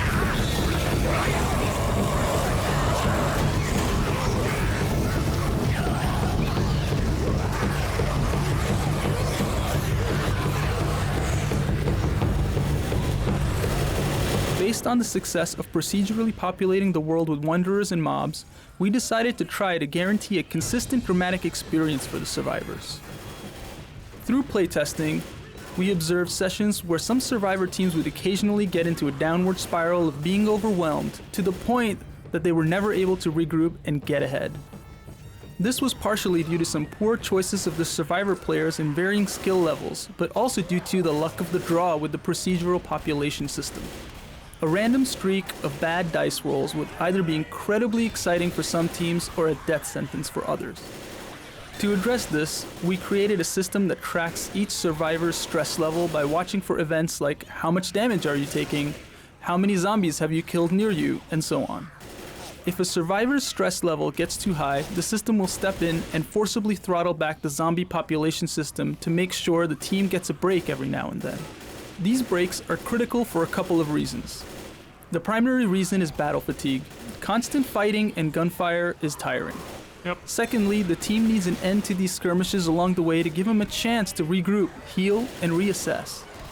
Lastly, these big exciting battles are only exciting if there are also periods of quiet, creepy, tension, and anticipation to contrast them against. This dramatic pacing is really critical to creating a fun experience. Once this system was in place, we realized we had all this useful information on how the survivor team is actually doing. From a dramatic standpoint, ideally we want to see the survivor team just make it into the next checkpoint, limping in, being chased by the Horde, so they can celebrate when the door closes and they yell, "We made it." Yeah, and if you play on higher difficulties, that is exactly how it goes. If you play on at least normal, I played on easy. If you play on normal, you'll usually, and you're like, you know, not a seasoned veteran player, of course. But if you're like a new player and you play on normal, you'll have that exact experience. Yeah, I definitely got it. Once I went from easy to normal, yeah, it got hard enough that I was just like, holy shit, I barely made it. That would happen. I was just like, oh my god. At the end of each stage. Grabbing pills. Weapons here. He's right about the battle fatigue too. There were still moments, probably because again I mentioned this while I was playing through the game, on easy mode, right? I was killing so many enemies without getting hurt that much myself. Like I was playing too well, essentially, especially with these guys being fucking Terminators. I was playing too well to the point that I was getting flooded with a lot of zombies, even when just exploring like this, looking for like. There was just so many. I was constantly having to shoot. There were some moments. It didn't happen too often, but I was just like, oh my god, there's just so many fucking enemies. Like, I just felt like I was constantly just picking them off as I was trying to just explore, and I was getting a little tired at some points. But it only happened like 2 or 3 times at most through the entirety of like the game that we've played so far. Because we're still gonna play Left 4 Dead 2 after this, but not today. But I'm just saying, everything we played up to this point, it happened like 2 or 3 times. Where I just had a few moments where I was like, this is getting tiresome. Like, there's just so many fucking enemies. Or like that one time where I kept getting mob attacks. It happened in the Sacrifice. In the Sacrifice, there was I got so many mob attacks for some reason. I don't know if it's just the way that campaign is programmed, but like I got a lot of attacks. Seemed like every 2 seconds I was just trying to catch my breath, and then another one, and another one, and another one. Like it didn't stop. It was getting a little exhausting. I didn't say anything about it yesterday when I was playing through it, but it did get a little... There was a moment where I was just like, Jesus, dude. But yeah, they designed the system pretty well. It's not perfect, but it's pretty well, because again, it only happened like... Get the hell out of my face. It only happened like 2 or 3 times, so... For the most part, it works pretty well. It's pretty balanced. Reloading. I didn't feel like I was overwhelmed One film technique we brought to Left 4 Dead was the idea of grain. Film grain is most apparent in dark scenes, which made it an attractive visual effect for our game. Grain does a good job of implying detail in darkness, adding grittiness and texture. However, we found in playtesting that if we applied grain uniformly, people would quickly tire of the effect. We hit upon a method for dynamically varying the grain effect based on light level. Scenes range from grainy texture in darkness and shadows to no grain at all in the brightest spots. Oh, so that wasn't me just imagining that. I did notice that when I had the film grain on. But I still prefer perfect darkness to be perfectly dark. So I turned it off anyway. But yeah, I did notice that when I had the film grain effect on, when I was like in a well-lit area like this, I couldn't notice it no matter how hard I looked for it. That wasn't just my imagination.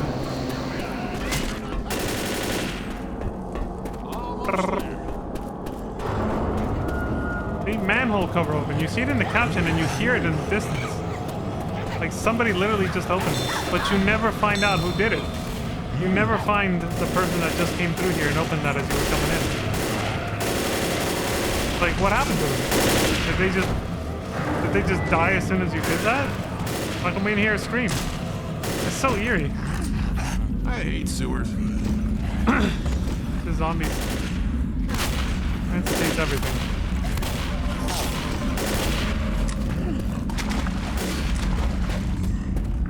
I don't think they put any chat bubbles here because it's kind of a labyrinth.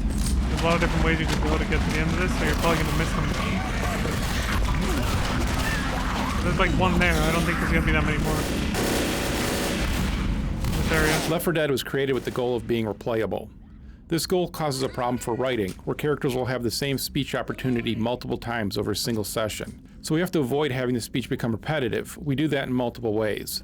One is to have almost all the speech have a random element to when it plays. This stops the player from being able to tune out the speech because it is expected for a certain action. We successfully tested this on Team Fortress 2 and have expanded on that system. In Left 4 Dead, not only does the initial speech have a random element, but we also have follow-up lines that may or may not play after the initial line, randomizing the speech opportunity further. We also limit how often some lines play. No matter how witty or funny a line is, you're sick of it the 100th time you hear it in an hour-long play session. To address this, our vocalization system allows us to control the rarity of individual lines or even complete speech opportunities. For instance, a speech opportunity may only fire if you are playing the character Bill and Zoe is healing you and she has just healed you a few minutes earlier. This type of randomization based on combination of criteria help make the speech seem natural and avoid having the player hear it too often. Huh. So if the same character heals you 2 times in a short amount of time, they'll comment on it. They'll actually say something. They used Bill and Zoe as an example, so I imagine Zoe's like, dude, I just healed you. What the hell happened, Bill? That's pretty cool. Alright.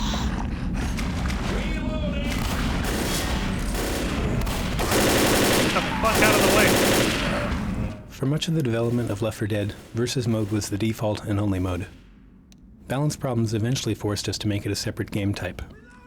The problem was that if we balanced it to provide the survivors a reasonable chance of escape, the experience was a long and frustrating one for the player zombies.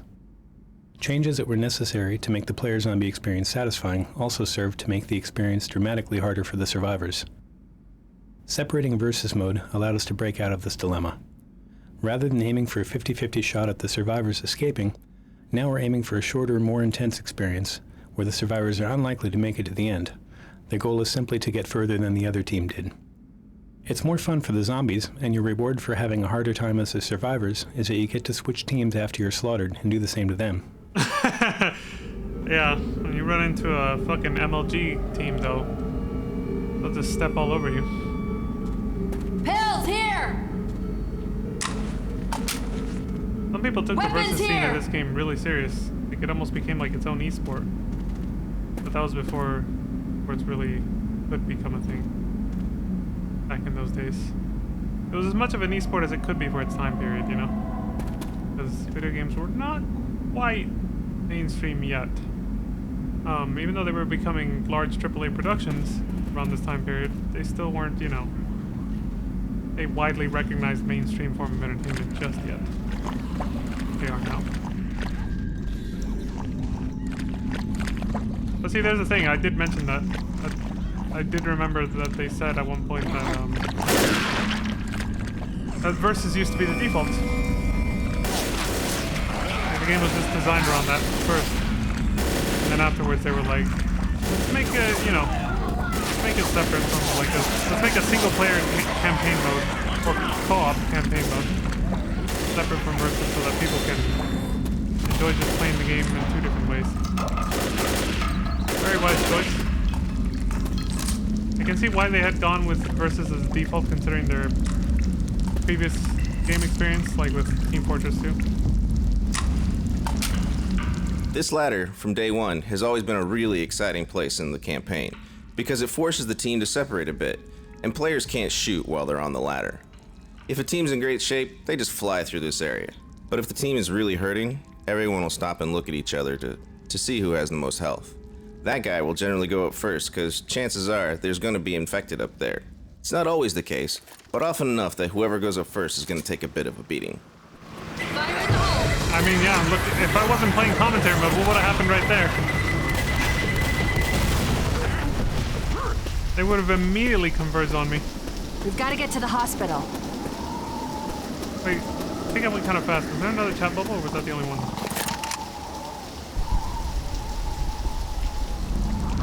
Need to double check. Okay, I think that was the only one. All right.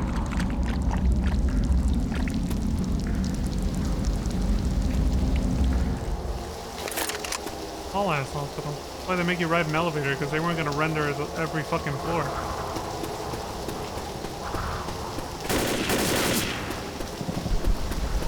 That would have made the next chapter way, way too long.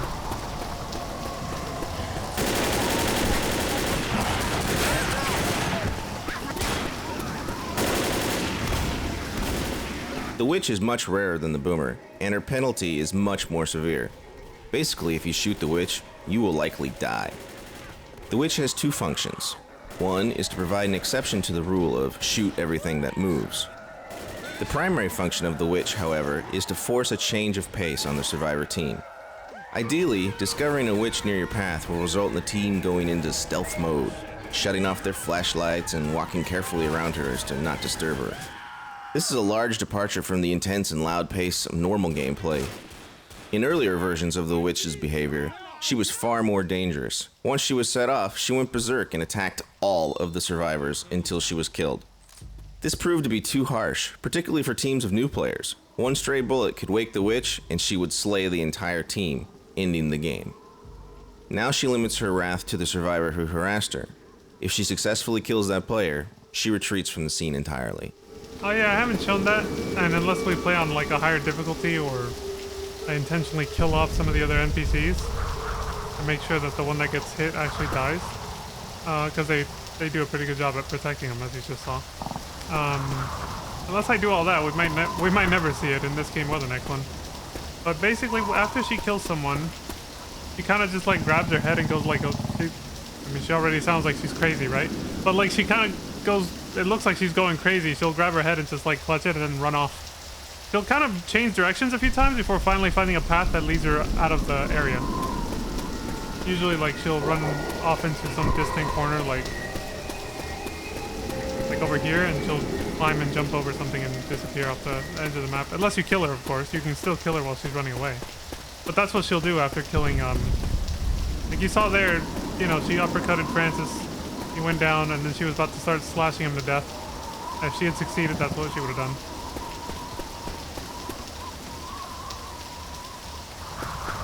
You would just hear her scream and run off. She would run off screaming, basically. Francis. Oh, what the hell do I care? Let's do it.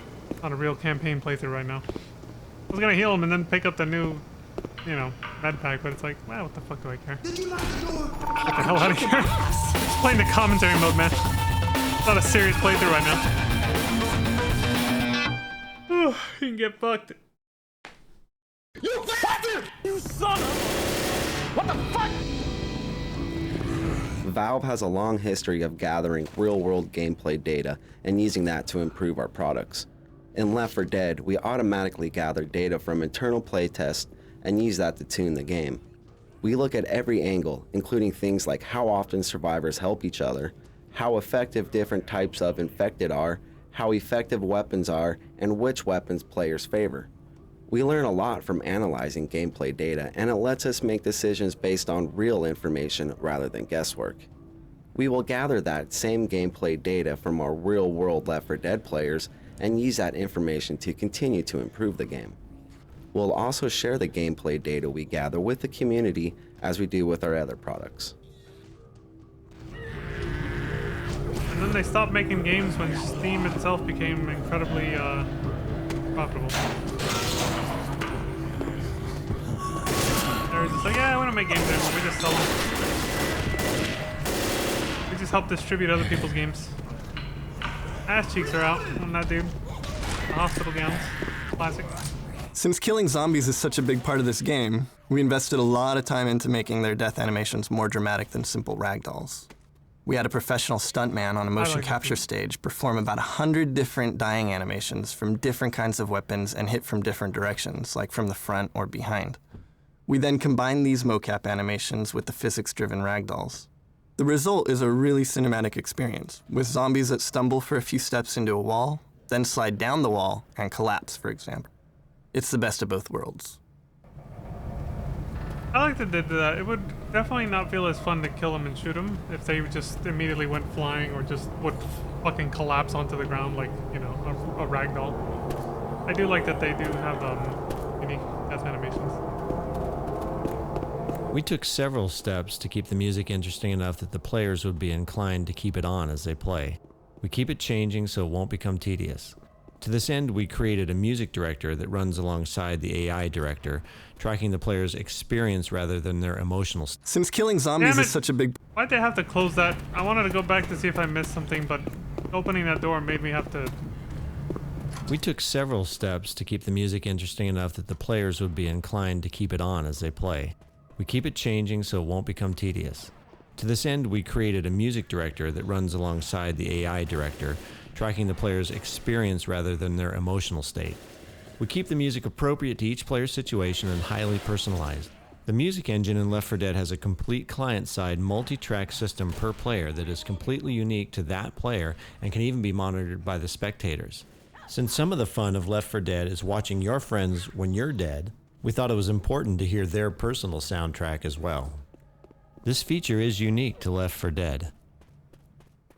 Yeah, I do remember that actually, now that he says that. I do remember in spectator mode, if I would switch over to somebody who got like boomer bile on them, you'd hear the music that plays when you get boomer bile on you. And then if I would quickly switch over to another player that didn't have it, that was like fine and didn't get vomited on or whatever, you know, completely different music was playing. It was interesting being able to switch characters like really rapidly and just hear the music go crazy because it's constantly changing for each player that you switch between. That was pretty neat.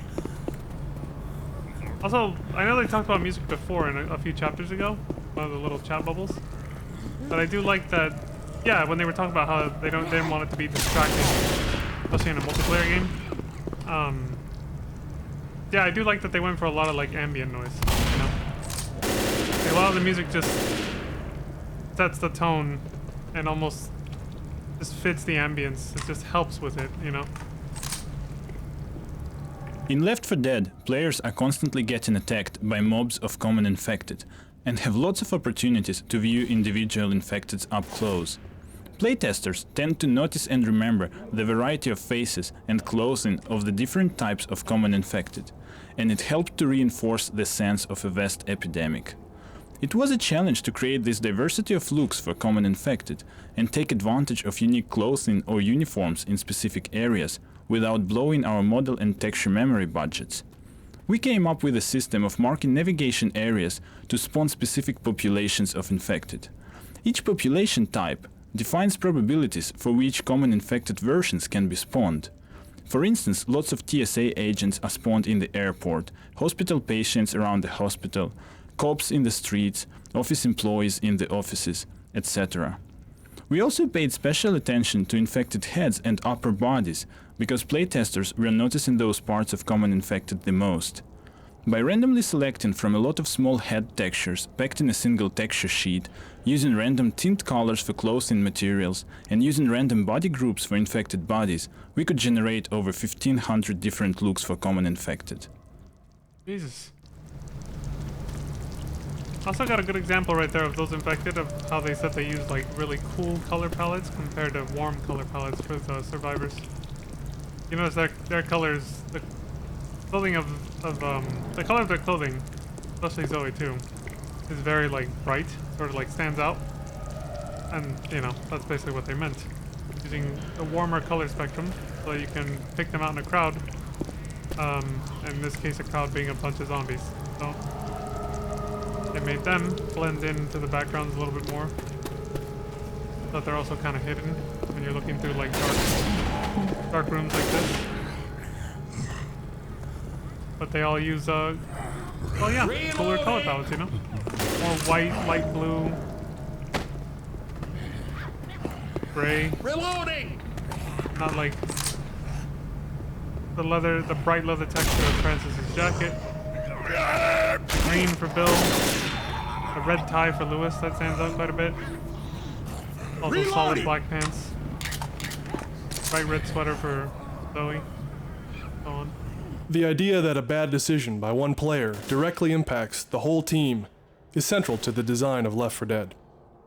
It is emotionally very powerful to know that you need your teammates to succeed, and to have clear and visceral feedback that you just made a mistake that is going to cost the team dearly.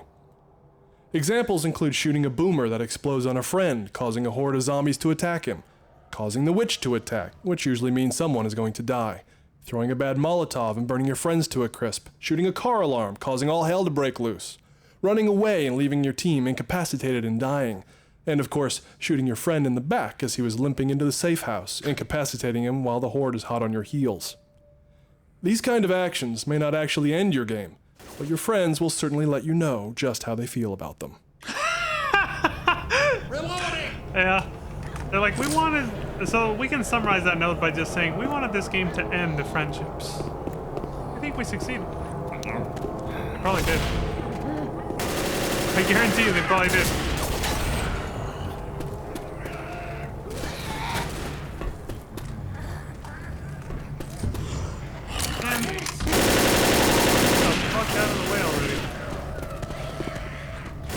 I don't have to shoot you, and I don't want to shoot you, but I will. I do want to shoot him, actually. But I'm also trying to keep a good pace here.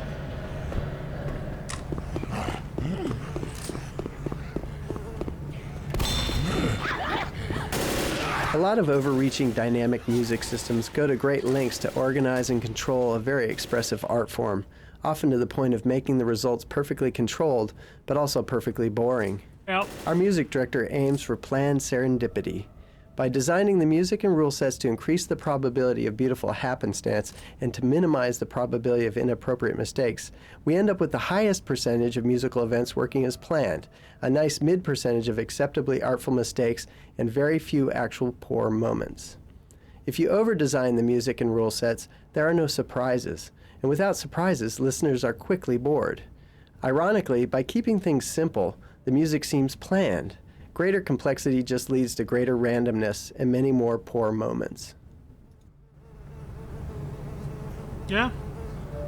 Even though I know nothing about music directing, what he said at the end, that sounds, you know, very logical, just because that applies not only to music, but like to game design in general. If you over-design it to be way too structured, just look at the intro for Resident Evil 7.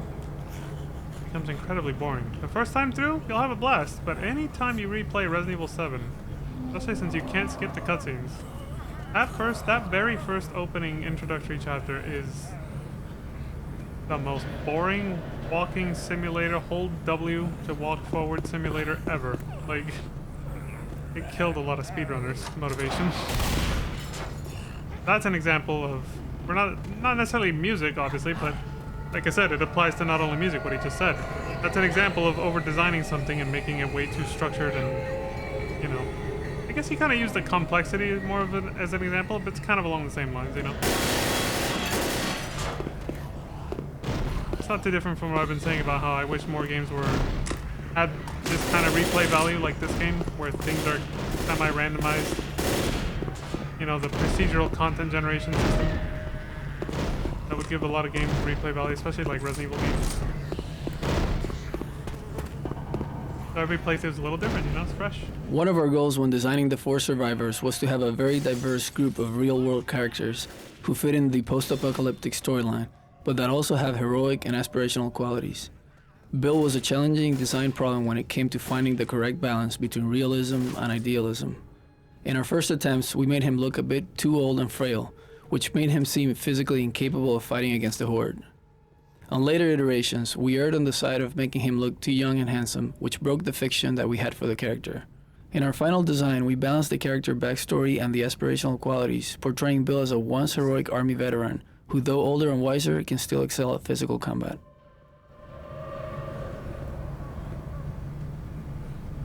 Yeah, I think they nailed it. He definitely looks his best when holding the M16 too. Which means they nailed the, you know, the army veteran look. Good stuff. That's right, the zombies fight with each other when they don't know you're there. I forgot about that. I think they do comment on that eventually, in one of the notes. About how the zombies will sometimes have little slap fights with each other. I'm surprised we didn't see more of that during the campaign. Most of the time we would always walk in on them like leaning up against the wall, you know, just kind of sitting there. Or they would already know I'm there until then they'd run at me. But when they're unaware of you, they do have their own little like quirky AI like that. The Crescendo event centered on this elevator has a very simple mechanic: survive until the elevator arrives. In order to distinguish it from other Crescendo events, we added breakable walls that allowed the Horde to smash through, surprising the survivors and providing access for them to attack from all directions. Yeah, it is pretty unforgiving. You think oh, this is pretty safe. They're all gonna come through this hallway. We'll be fine. No, they can break open this wall and this wall. They can come through here like this and break it open. Or spawn in that room, and instead of coming out of that door, they'll break open that wall and just spawn there, basically. This breaks open a hallway that can break open even more and more, and just like lead to this long, like you can actually go from like, I think this room, or at least this room, all the way to the elevator. You can see these breakable walls as if you're playing as a special infected in versus mode.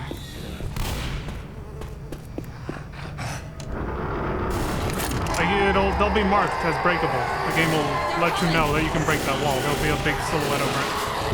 There it is.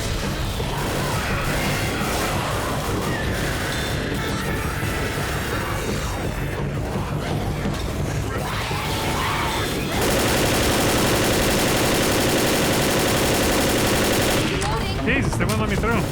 Even though they're not attacking me, just getting bunching up like that was enough.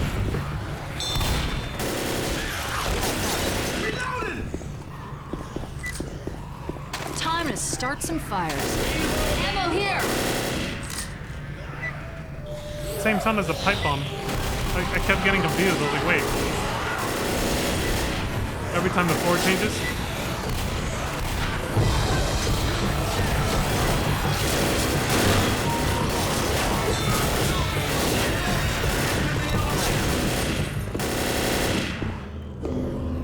You gotta be careful not to hit this button too soon, because otherwise this chat bubble gets left behind. It stays right here when the elevator starts moving. We base the music on what the player is actually experiencing and not on what we want them to experience. Working from artificial life work our audio designers had done on Lord of the Rings and the Matrix sequels, we implemented a simple system to examine what's going on in the player's immediate environment, then added the appropriate reactive scalar rule sets to control the music and its volume levels.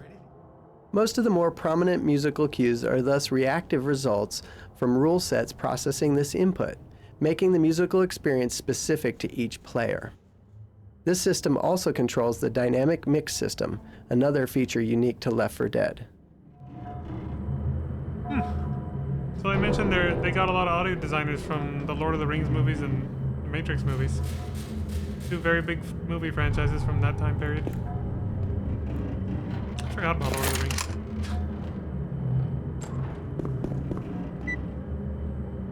I never got into it. You call this a zombie apocalypse? Don't hold a candle to the great zombie attack of '57. What? Nah, horseshit you. Oh, he got me too. Everybody ready? You bastard! Both me and Zoe were like, what? Like, this happened before? What are you talking about? Like, what? We got both of us, man. You son of a bitch! Oh my god. It's like, nah, I'm Shinya. Got him. I was like, what the hell's he talking about, dude? So we called it down from floor 30. And when we went up, we only got up to floor 28. How come we didn't go all the way back up to floor 30? We need to find access to the roof. Fuck out of the way. Yeah, I definitely could get to floor 30, but which is where it was when we called it. For some reason it stopped here for some reason. Another dialogue feature added for Left 4 Dead is the ability for characters to dynamically notice and comment upon objects in their world. In other Source games, we could write explicit scenes for supporting characters to act out at certain points in the world, but in Left 4 Dead, we can never be sure which survivors will actually be alive at any given moment. So, the game considers which characters are present and their condition before automatically choosing the best available conversation that includes whoever is around. It's literally kind of what we just saw with Bill and Zoe just on the elevator. The first version of this area didn't have any openings on the walls at all. Everything was closed off. We decided that since you were so high up in the hospital and there wasn't any real geometry below, that we could add windows and use 3D skybox to provide this great vista. Once we put windows in, sometimes the hunter attack would push you out of the window. It became scary to get by those windows, and once we realized how much fun it was to get near the risky area, we decided to open up this level as much as possible. So all the walls around the extensive level were just removed entirely. We've got a bunch of areas where some of the props and debris in the environment force you to walk even closer to the edge than you might want to. Yeah, they know how to do horror, eh? Like this. You get pushed really close. Right here. 2 feet away. Keep in mind, when they designed this, they had not thought of or not, gone with the idea of the Charger special effect yet. Pretty sure Left 4 Dead 2, which has the Charger, does not have any areas like this for that reason. It's too easy for the Charger to just kill you. Or even the whole team is done right. A single Charger could do it in an area like this. So you play this stage, this exact stage we're on, if you play it on Left 4 Dead 2, it's extra scary when you get to this part. These Chargers can now spawn. That's where it gets really sweaty. It's already scary in this game, for like how he described, but it's way scarier if you're playing this level on Left 4 Dead 2. If you hear a Charger, you're immediately gonna be like, oh my god, oh my god, oh my god. Like, it's just gonna get away from the edge as far as possible. You're trying to get behind something or near an object. Given all the rooftop in the game, we saw Survivor falling off a lot, and it wasn't much fun. Player would make it all the way up here, heading for a checkpoint, and then a zombie would come around the corner, and they'd back right off the edge of the building and fall. We wanted to give them a second chance, and in the process encourage the cooperative type of gameplay we were aiming for. So we came up with the idea of having them grab the ledge and hang there until a teammate helped them. The nice thing about this feature is it also builds tension. As soon as you grab the ledge, the clock starts ticking. You watch your character go from hanging with 2 hands to dropping off to 1 hand till eventually he slips and falls. In the older version, you simply fall and that was it. It was over. So solving a problem consistent with our game design principle led to another opportunity to build team play and tension. Yeah, they'll never let me show it because they're gonna keep picking me up. But yeah, if you hang there long enough, you start to like slip them, like you just described. And zombies will be stepping on your hands to like make you fall off faster too. If they're nearby, giving the rest of your team less time to help you.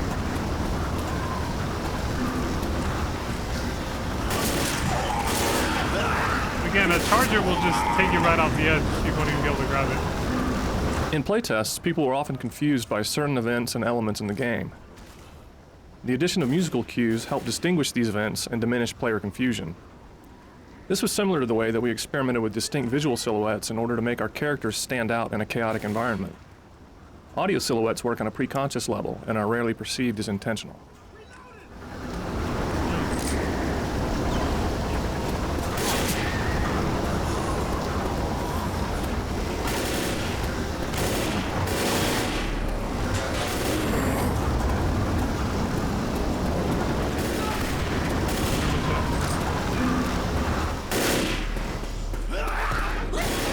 During our internal playtesting, we ran into situations where a player who had a habit of making bad decisions kept becoming incapacitated to the point where the other survivors became frustrated, continually reviving and escorting this player 5 or 6 times in the space of a couple of minutes. Adding the third strike and you're dead rule solved this issue 2 ways. First, it temporarily took these players out of the game and allowed the rest of the team to proceed and enjoy their experience. Second, the players who died found themselves as a spectator watching the more successful players. This not only gave them the opportunity to learn how the remaining players were surviving, but how they might improve their own performance as well. It also let them cool off and regain their composure in preparation for rejoining the game a minute or so later. Yeah, once you respawn.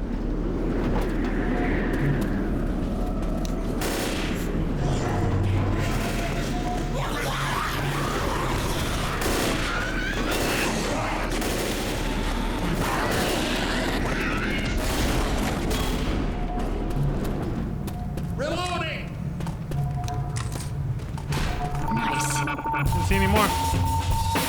Alright, we're at the end.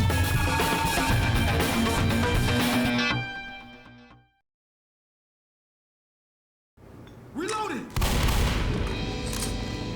42nd Street, bang bang.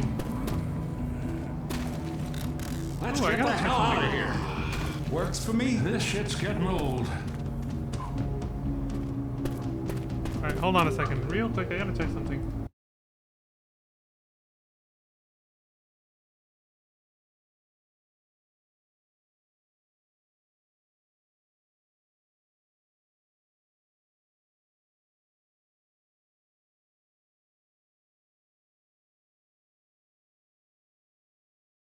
Oh fuck, I'm gonna message.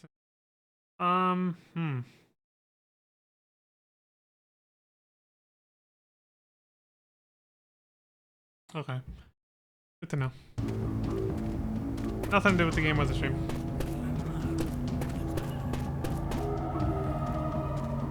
Get a pipe bomb. I actually have to prep now because I am gonna have to actually defend myself soon. Players need to learn from their mistakes as quickly as possible. In early versions of Left 4 Dead, if survivors failed a campaign at any point, we just put them right back at the beginning and made them play the whole thing over again. That meant that if the team dies in the last level, it'll be close to 45 minutes before they ever get back to that map to try something new. This made it hard for players to remember exactly what they'd done wrong, and so it was hard for them to decide what they might want to do differently. So now, when a team goes down, we just reset to the beginning of the level that they died on. This gives them a lot more freedom and flexibility in how they approach the most challenging sections. Like this top finale.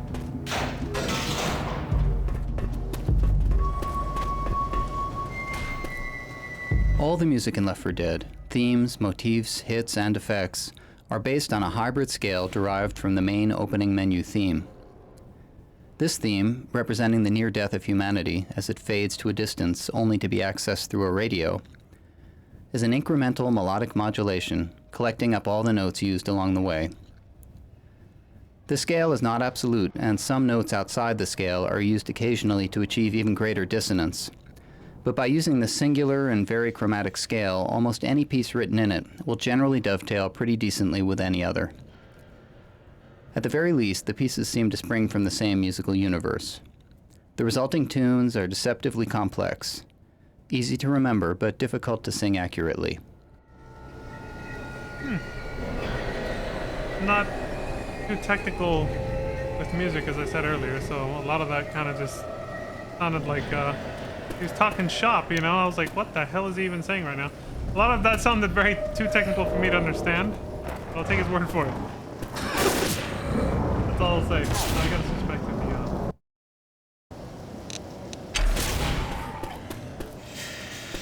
Reloading! What the hell am I getting stuck on? What is it? Dude, I couldn't jump. I was like, what the fuck? Someone's got my leg! It's my leg! What the hell am I doing? The nodes are always on the main path. They're never off on side. I think we can go through here, guys. They didn't want people to miss anything. Yeah. When players are moving through the world in a panic and trying to coordinate with their team, the last thing you want them to worry about is which key lets them crouch so they can scramble into a vent. Oh, that's where they explain that. Throughout the game, we tried to simplify movement controls so that players can enjoy the terror of the experience with as little frustration as possible. Here, and at similar obstacles, we make the survivor crouch automatically when they come to a vent. Wherever possible, we try to keep these decisions invisible to players, to keep the illusion that they're moving through this frightening world on instinct without ever thinking about controls. Yeah. Yeah, so that's what's happening there. I'm not even pushing the crouch key. I just walk forward. Just keep going. Which is cool, because when I first started this like a few days ago, I was like, well, how do you crouch again? I couldn't figure it out. Now I'm getting it, but you know. What he just explained would have been pretty frustrating when reaching an event like that. As a new player or somebody who forgot how to play like me. Hey guys, I think we're almost there. Most of my time on this game was on an Xbox 360. You know. I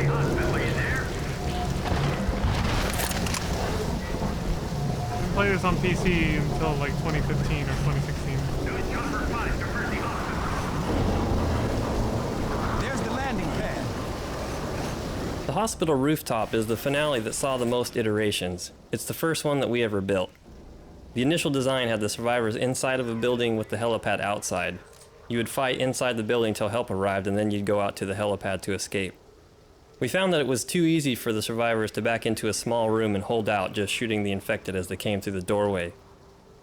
This killed the drama because we'd have hundreds of infected attacking the rooftop, but you'd never see them, only the trickle that got through the doorway. We learned through playtests that survivors have a natural tendency to climb up on things. It's like the infected are a flood, and survivors are always trying to get to high ground.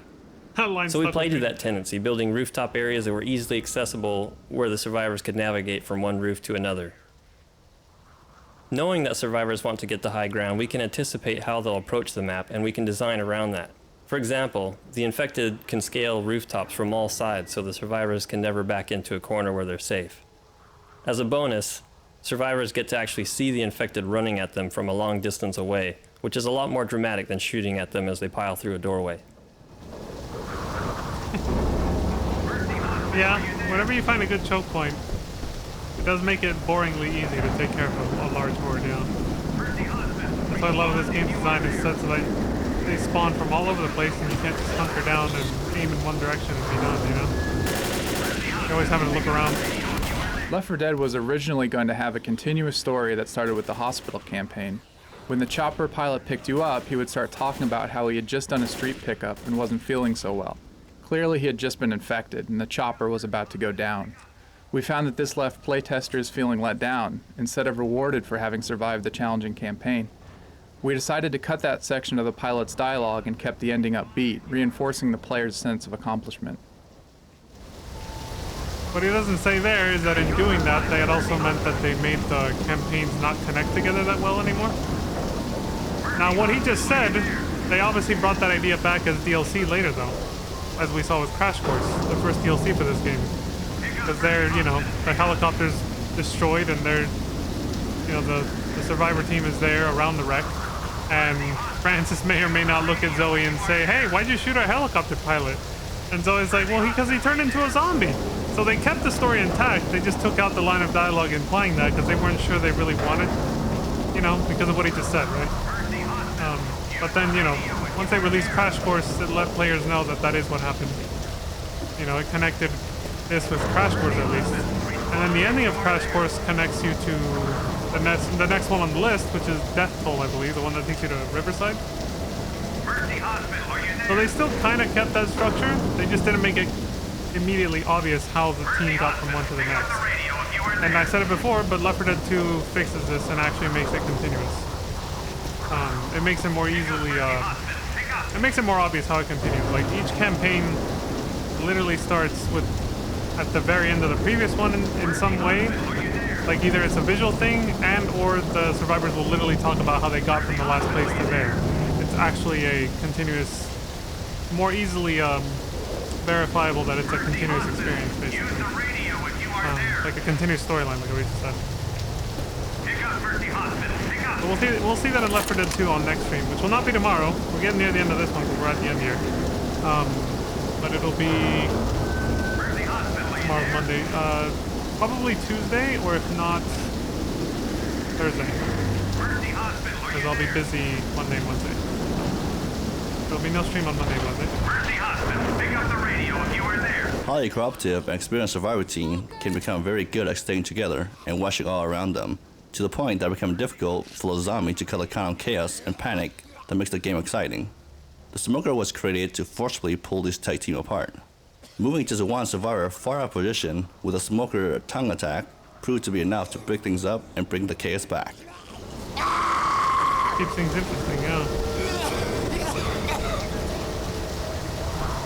One of these fuckers almost ended my whole career at the end of the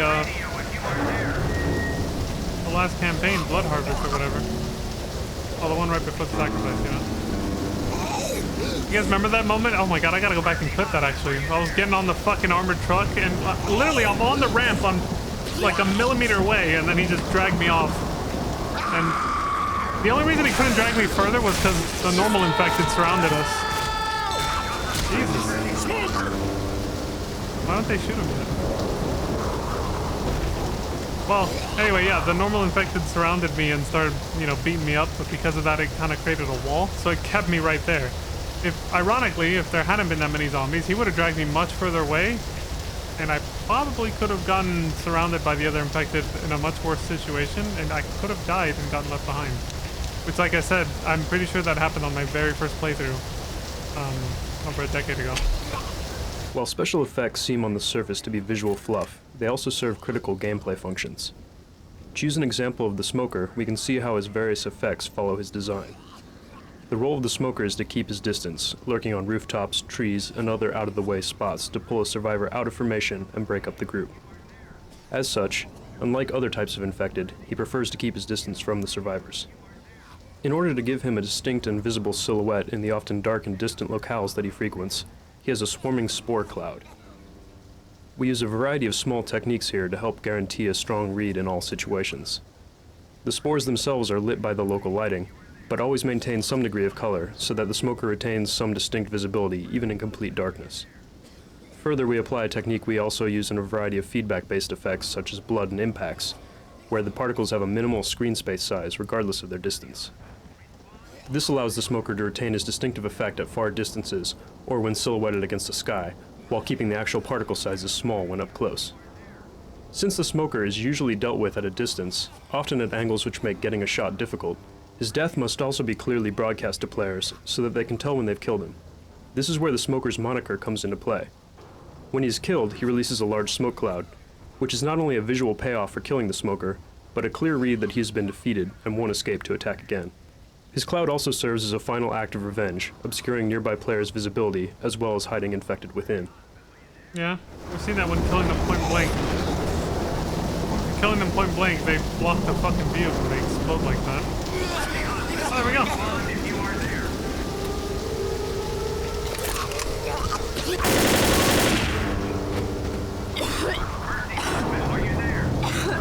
Yeah, you won't be able to see zombies that easily in there.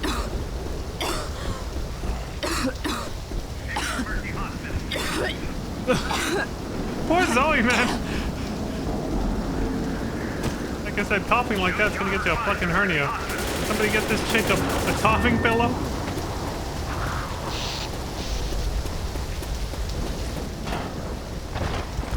Okay, here they're actually more spread out. I'm trying to be more careful not to miss anything. The tank is an awesome presence on the battlefield. It's the only zombie that can withstand any amount of direct fire. To successfully combat a tank, the survivors need to work together and focus on their target, and even then the chance of catastrophe is high. With all of this power, it's a huge reward when a player gets to play the tank. We wanted to create something that rewarded player performance so it would feel fair, but we also wanted to make sure that it didn't generate a feedback loop, where one player would always end up being the tank. Often when trying to solve a game design problem like this, it's good to look at mechanisms that exist outside of the gaming world that solve the same problems. That way our players will instantly understand the mechanism at play, and we can tap into the same excitement that might already exist for the external mechanism. The tank raffle has the added benefit of announcing to the player zombies when the tank is created, and piquing anticipation for the most exciting part of the game.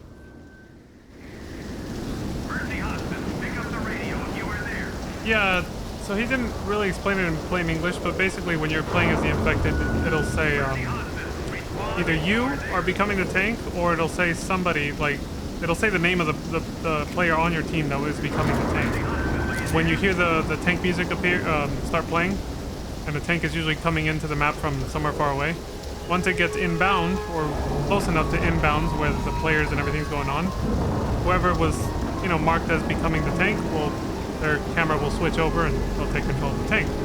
If they spawned, it was a good idea to make sure, because you start off as like a ghost and you have to spawn in when you play as infected. So it was strategic to make sure you spawned whatever special infected you were going to be before being transferred over to the tank, otherwise your team is down one less special infected. If you spawn, like as a smoker or something else, before the game forces you to become the tank, then whatever zombie you spawned in, whatever special infected you spawned in will be taken control of by AI, just like the ones we've been fighting in like the solo campaign. And they'll be able to help your other teammates as well as you, now playing as a tank, overwhelm the survivors. That's the whole point, right? So it was always a good idea to make sure to hit the spawn button, find somewhere to spawn as quickly as you could if you knew you were going to turn into the tank, so that you could get one extra little, you know, set of helping hands, even if it's only AI.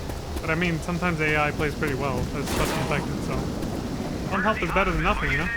In early playtests, when players controlled the tank, we had a major problem with them not behaving in character, totally breaking the game balance of the tank and making him a game ender almost every time. The problem was that an intelligent human player wants to win right now, and the tank was designed to be an enraged berserker that just charges in and starts smashing stuff. Having a tank that can take tons of damage, has an incredibly powerful melee attack, and is smart, hides in choke points, and stays in cover constantly, as a smart human does, was a huge problem. One choice was simply to not allow the tank to be human controlled and to leave it to the AI to drive its behaviors consistently. With that as our fallback, we worked on trying to find a behavior modifier that would encourage human players to act in a more tank-like way. Eventually, we settled on a fairly simple solution, the patience meter. When a human becomes a tank, he has a certain amount of patience, which is shown graphically on his HUD. This patience wears down whenever he can't see the survivors. If the tank's patience runs out, the player loses control of the tank AI and he returns to spectator mode. This allows the player to decide how to engage the survivors, but makes it clear that he needs to get in and start swinging or he'll lose his turn. By making this behavior contract clear to the player, we get the kind of tank behavior we need, and human players get to enjoy causing total chaos as the biggest, baddest boss in the game. Oh, I didn't even comment on when Francis shot the shit out of it. Like, that tank died so fucking quick, which was ironic for the guy saying that, you know, it's a bullet sponge and can take a lot of damage, and it seemed to die like that, right? The one that spawned right there.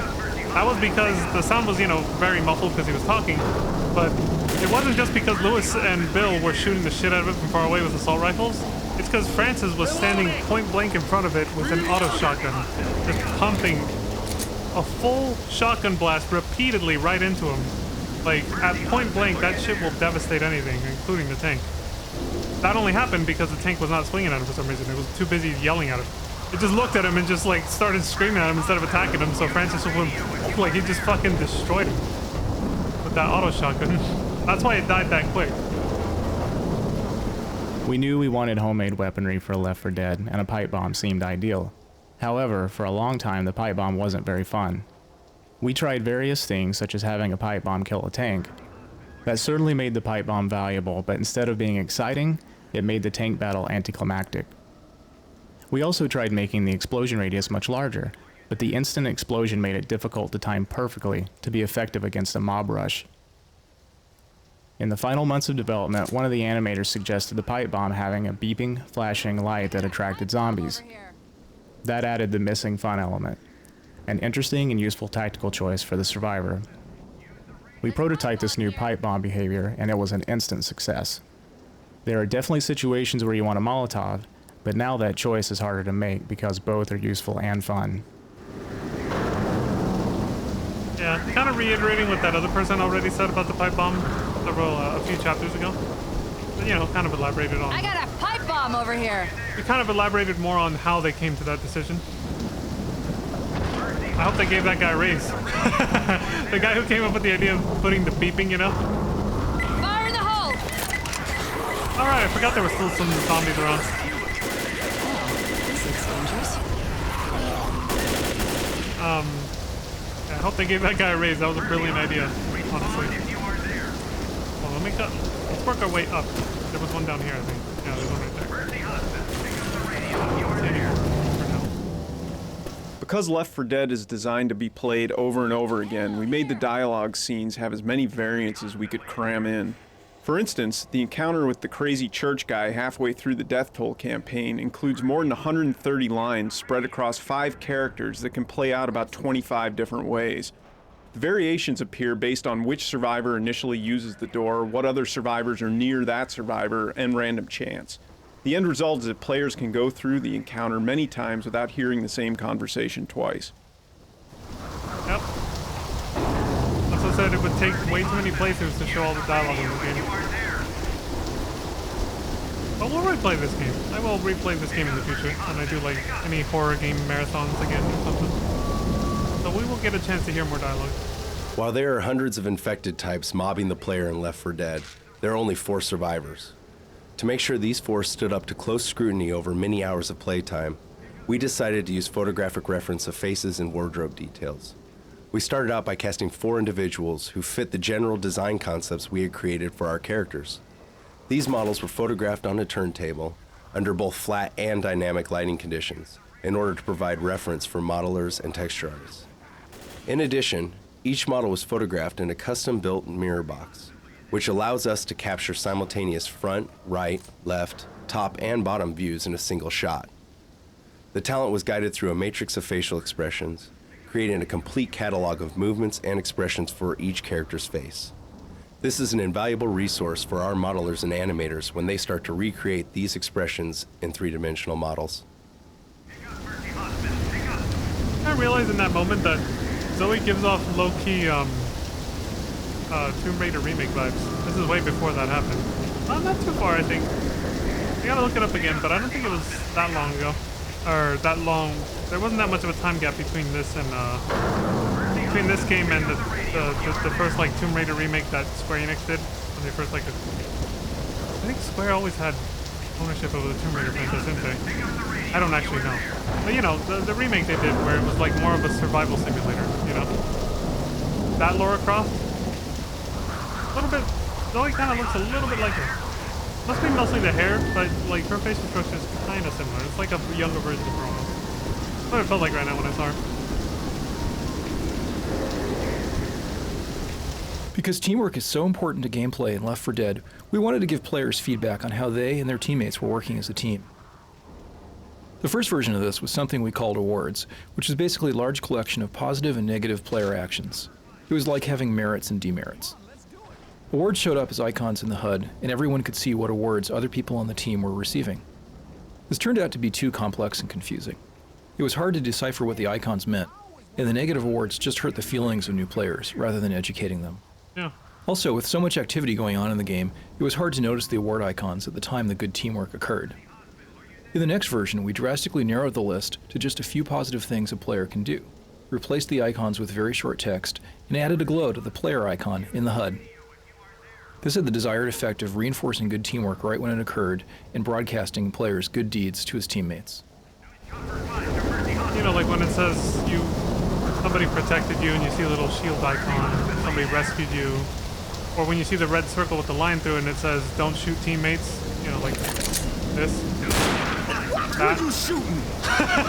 Sorry, Lewis. You were just the only person near me that you were the first person I looked at, so I used you as an example. I'm sorry, buddy. Yeah, that's what they're talking about.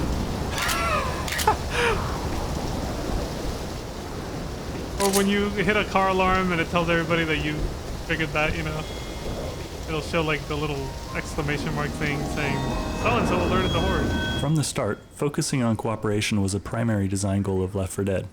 Although other games support cooperative play, extremely few actually require it. There are many core game mechanics in our game that require cooperation to succeed. One of the first that we added was having your character collapse to the ground, incapacitated and unable to move when your health reaches 0. You continue to lose health in this state and zombies will continue to attack you. Once you're incapacitated, you will die unless a friend helps you back to your feet. Reviving an incapacitated friend takes 5 seconds, so it is a risky investment, as the rescuer is vulnerable and unable to defend himself during this time. Yeah. For some reason that specifically reminded me that, yes, there was already a zombie game mode for Call of Duty. Because I remember when I got really into this franchise, it's not like right away as it came out, think I started first playing it on my Xbox maybe in 2010. Well, after both games were already out, I think. Around there. All I know is when I started playing it, my brother and one of his friends, who's no longer with us, he's resting in peace now, but my brother and one of his friends, who's come over a lot, he first introduced my brother to Call of Duty Zombies on Black Ops. So I think when I first got into this game, Black Ops was already a thing. Let me see, now I'm kind of curious. Let me see, when was that? When did Black Ops release? The first one is what I mean. There's 7 now? Jesus Christ. The autofill in on Google. Release date. Sorry, I forgot to type. Release. Oh, yeah, there it is. November 9th of 2010. Yeah, that was around the time. It was around, so late 2010, early 2011 was when I actually first discovered this game and started getting into it. Because, yeah, my brother didn't actually play it with me that much. I think he was more into, he had gotten more into that. Specifically the zombie mode with his friend. And then, you know, a couple years later when one of my cousins came over, we got into both. Like when he came over, I was still very much into this game. And we started playing this a lot. And then we also moved over to join them playing Call of Duty Zombies. A little bit harder though, because we needed 2 consoles for that, because it was 2 players per console. The 2-player split screen only, not 4. For zombies in particular. So you needed, we needed to have 2 consoles to be able to play with 4 players. There's the max team size, just like here. And this game's the same way. It was only 2-player co-op. It was 2-player split screen. That's it. You couldn't have 4. So if you want to play with 4, just like with this game or with Call of Duty, you needed to have 2 different consoles. We did that. We actually, for both games, well, no, they didn't. They never really got into Left 4 Dead that much. We got mostly into zombies. My cousin really got into that. But he did play through both of these games with me when he first came over. And then we went over to, you know, to zombies. Call of Duty Zombies, and that's where we really stuck and made a lot of memories for like a good year or 2, I want to say. Because we even played all the DLC zombie maps that came out over time while Black Ops was like, you know, releasing content. Yeah, so it was 2010 throughout like all of 2011 as they were releasing DLC content. Because every time they would release DLC, it would not only include like, you know, the standard multiplayer stuff, which we never touched. We didn't care about we really didn't give a shit about Call of Duty. Like the standard multiplayer of Call of Duty never got our attention. We only liked playing zombies, and that's all we ever played. That was it. So, but yeah, every DLC pack would always have the standard multiplayer content and then a zombie pack, and we would play that. So yeah, it was around the time, yeah. So even though these games came out in 2008 and 9 respectively, Left 4 Dead 1 and 2, I didn't actually discover them and start playing them until late 2010 and early 2011.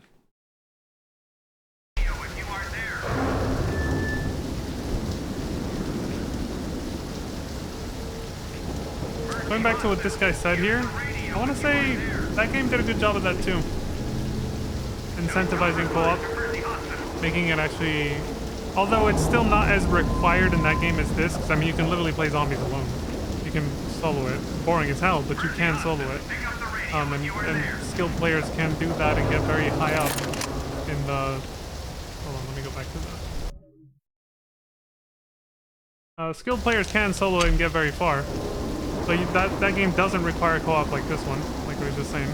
But it still did incentivize it to a very good degree. Because the same thing when you wanted to like revive one of your teammates, it was a time investment that left you vulnerable, just like he explained. No friendly fire, thank God, like in this game. In this game, if you're not playing on easy, your shots will hurt your teammates. There's no turning that off. That game, no, thankfully. I guess I'm trying to remember what I was originally going to comment on. I got sidetracked, but by my own, like, family memories and shit. But, I guess I just wanted to comment on the whole, the down system he just explained. The whole thing that where the teammate goes down. Again, a few games did that. Like, again, Gears of War at that time, your partners would go down, you could revive them, but that was, in that game, it's instant. You just pick them up and that's it. There's no like taskbar going up where you're like having to be vulnerable and pick them up. You just pick them up like an item off the floor, and then they instantly get up. But yeah, Call of Duty had that too. And That one was like in this game where you had to spend a little bit of time getting the person up. It was risky. There's a few games doing the same thing. Traditional vignetting is a term from photography which refers to the slight darkening of the periphery of a photograph. In our vignetting approach, we darken only the top edge and corners. This focuses player attention down into the middle of the play space where it belongs, while also creating a sense of oppression or claustrophobia. This is a great example of how a visual enhancement can have a positive effect on the overall game experience as well. Only now that he said that did I notice that. Yeah, I'm looking at the corners of the screen right now. You guys can see it too. There's like a foggy black sort of silhouette, like you just said, around the entire corner, the entire outer edge of the screen. You see it, you can see it better with the brighter. Like look at the top left corner right here. You can sort of see it there. It's interesting how the subtle techniques like that are used to like guide the player in so many ways. Like the audio cues they mentioned before, and then now this to guide the players to look in a certain direction. They want you looking more towards the center of the screen most of the time. They want it to feel like you have a narrow field of vision. We're very malleable and easy to manipulate creatures. More than we think. Think about it too much, it's a little scary. But yeah, it's actually very easy to guide humans into doing what you want them to do. Especially in massive groups. That's where it's easiest. People go mad in crowds. Like that's well known. If you go, you're not yourself when you're in a big crowd of people, like in a mosh pit going off to some music or like chanting some kind of rally and shit like that. Like psychologists have studied it, and it's just like you literally go insane, kind of. You just kind of want to. It's like the desperate. Our social nature ruins us, basically. Like the desperation to want to fit into the people around you and not become an outcast and have people like look at you weird and shit like that will push you subconsciously to just go with the flow, essentially, and do whatever the hell everybody else around you is doing, or be very inclined to do it, and it's very hard to resist for the most part. Unless you're aware of it. Once you become educated and aware of it, it becomes easier, but, the inclination is still there. You'll probably just notice it. But if you're not educated about it, and you don't realize that's even a thing, you're probably not even going to notice it, and you're just going to go with it, for the most part. Most people will. They won't even know. It's scary to think about the fact that this still happens on social media. Even though you're not physically surrounded by people all telling you to think a certain way or trying to influence you a certain way. Just the barrage of, we saw it with advertising on TV, right? Just a barrage of advertising or influencers telling you to do this or that, and it still works. Like you can manipulate public opinion on a lot of things using social media. So.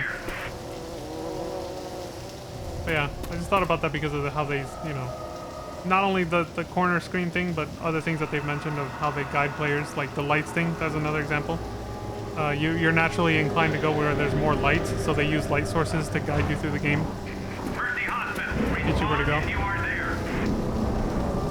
Early in the design of this rooftop scenario, the finale would start as soon as someone hit the radio button. We saw playtesters consistently run up and hit the button without preparing for the battle first. To let players know that they needed to prepare and to give them time to do it, we changed the design so that the pilot tells them to call him back when they're ready. That's it. That's the last one. Kind of anticlimactic, I know, but that's it. That's the last chat bubble. There's nothing else. So that's it. That's the developer commentary mode. We've officially finished. I don't even have to do this finale for the content that was promised today to be done. That was it. We're done. But, to make it feel climactic, I will still do the finale, even though we've already finished this level before. Because why not? It's fun, right? Let's do it. Call for the rescue and kick some ass.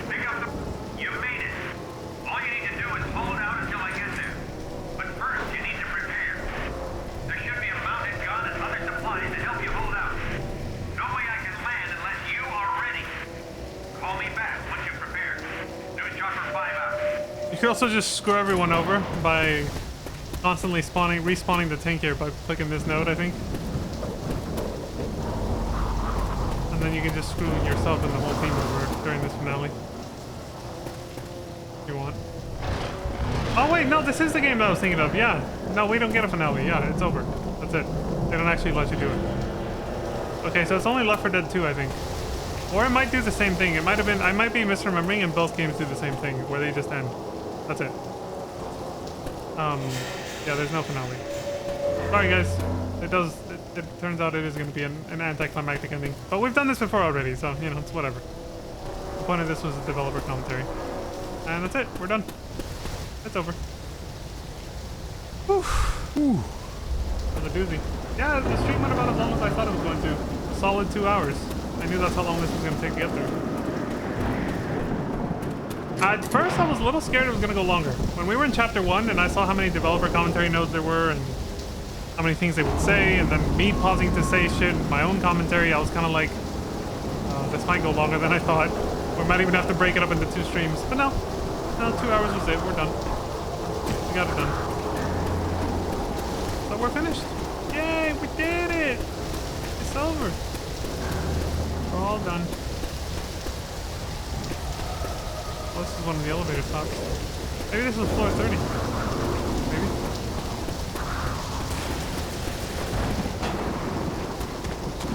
It makes sense that the elevator stopped here. People were getting onto the roof to get evacuated. It makes sense that was its last like stopping point before we came along hella late and called it down to the first floor where,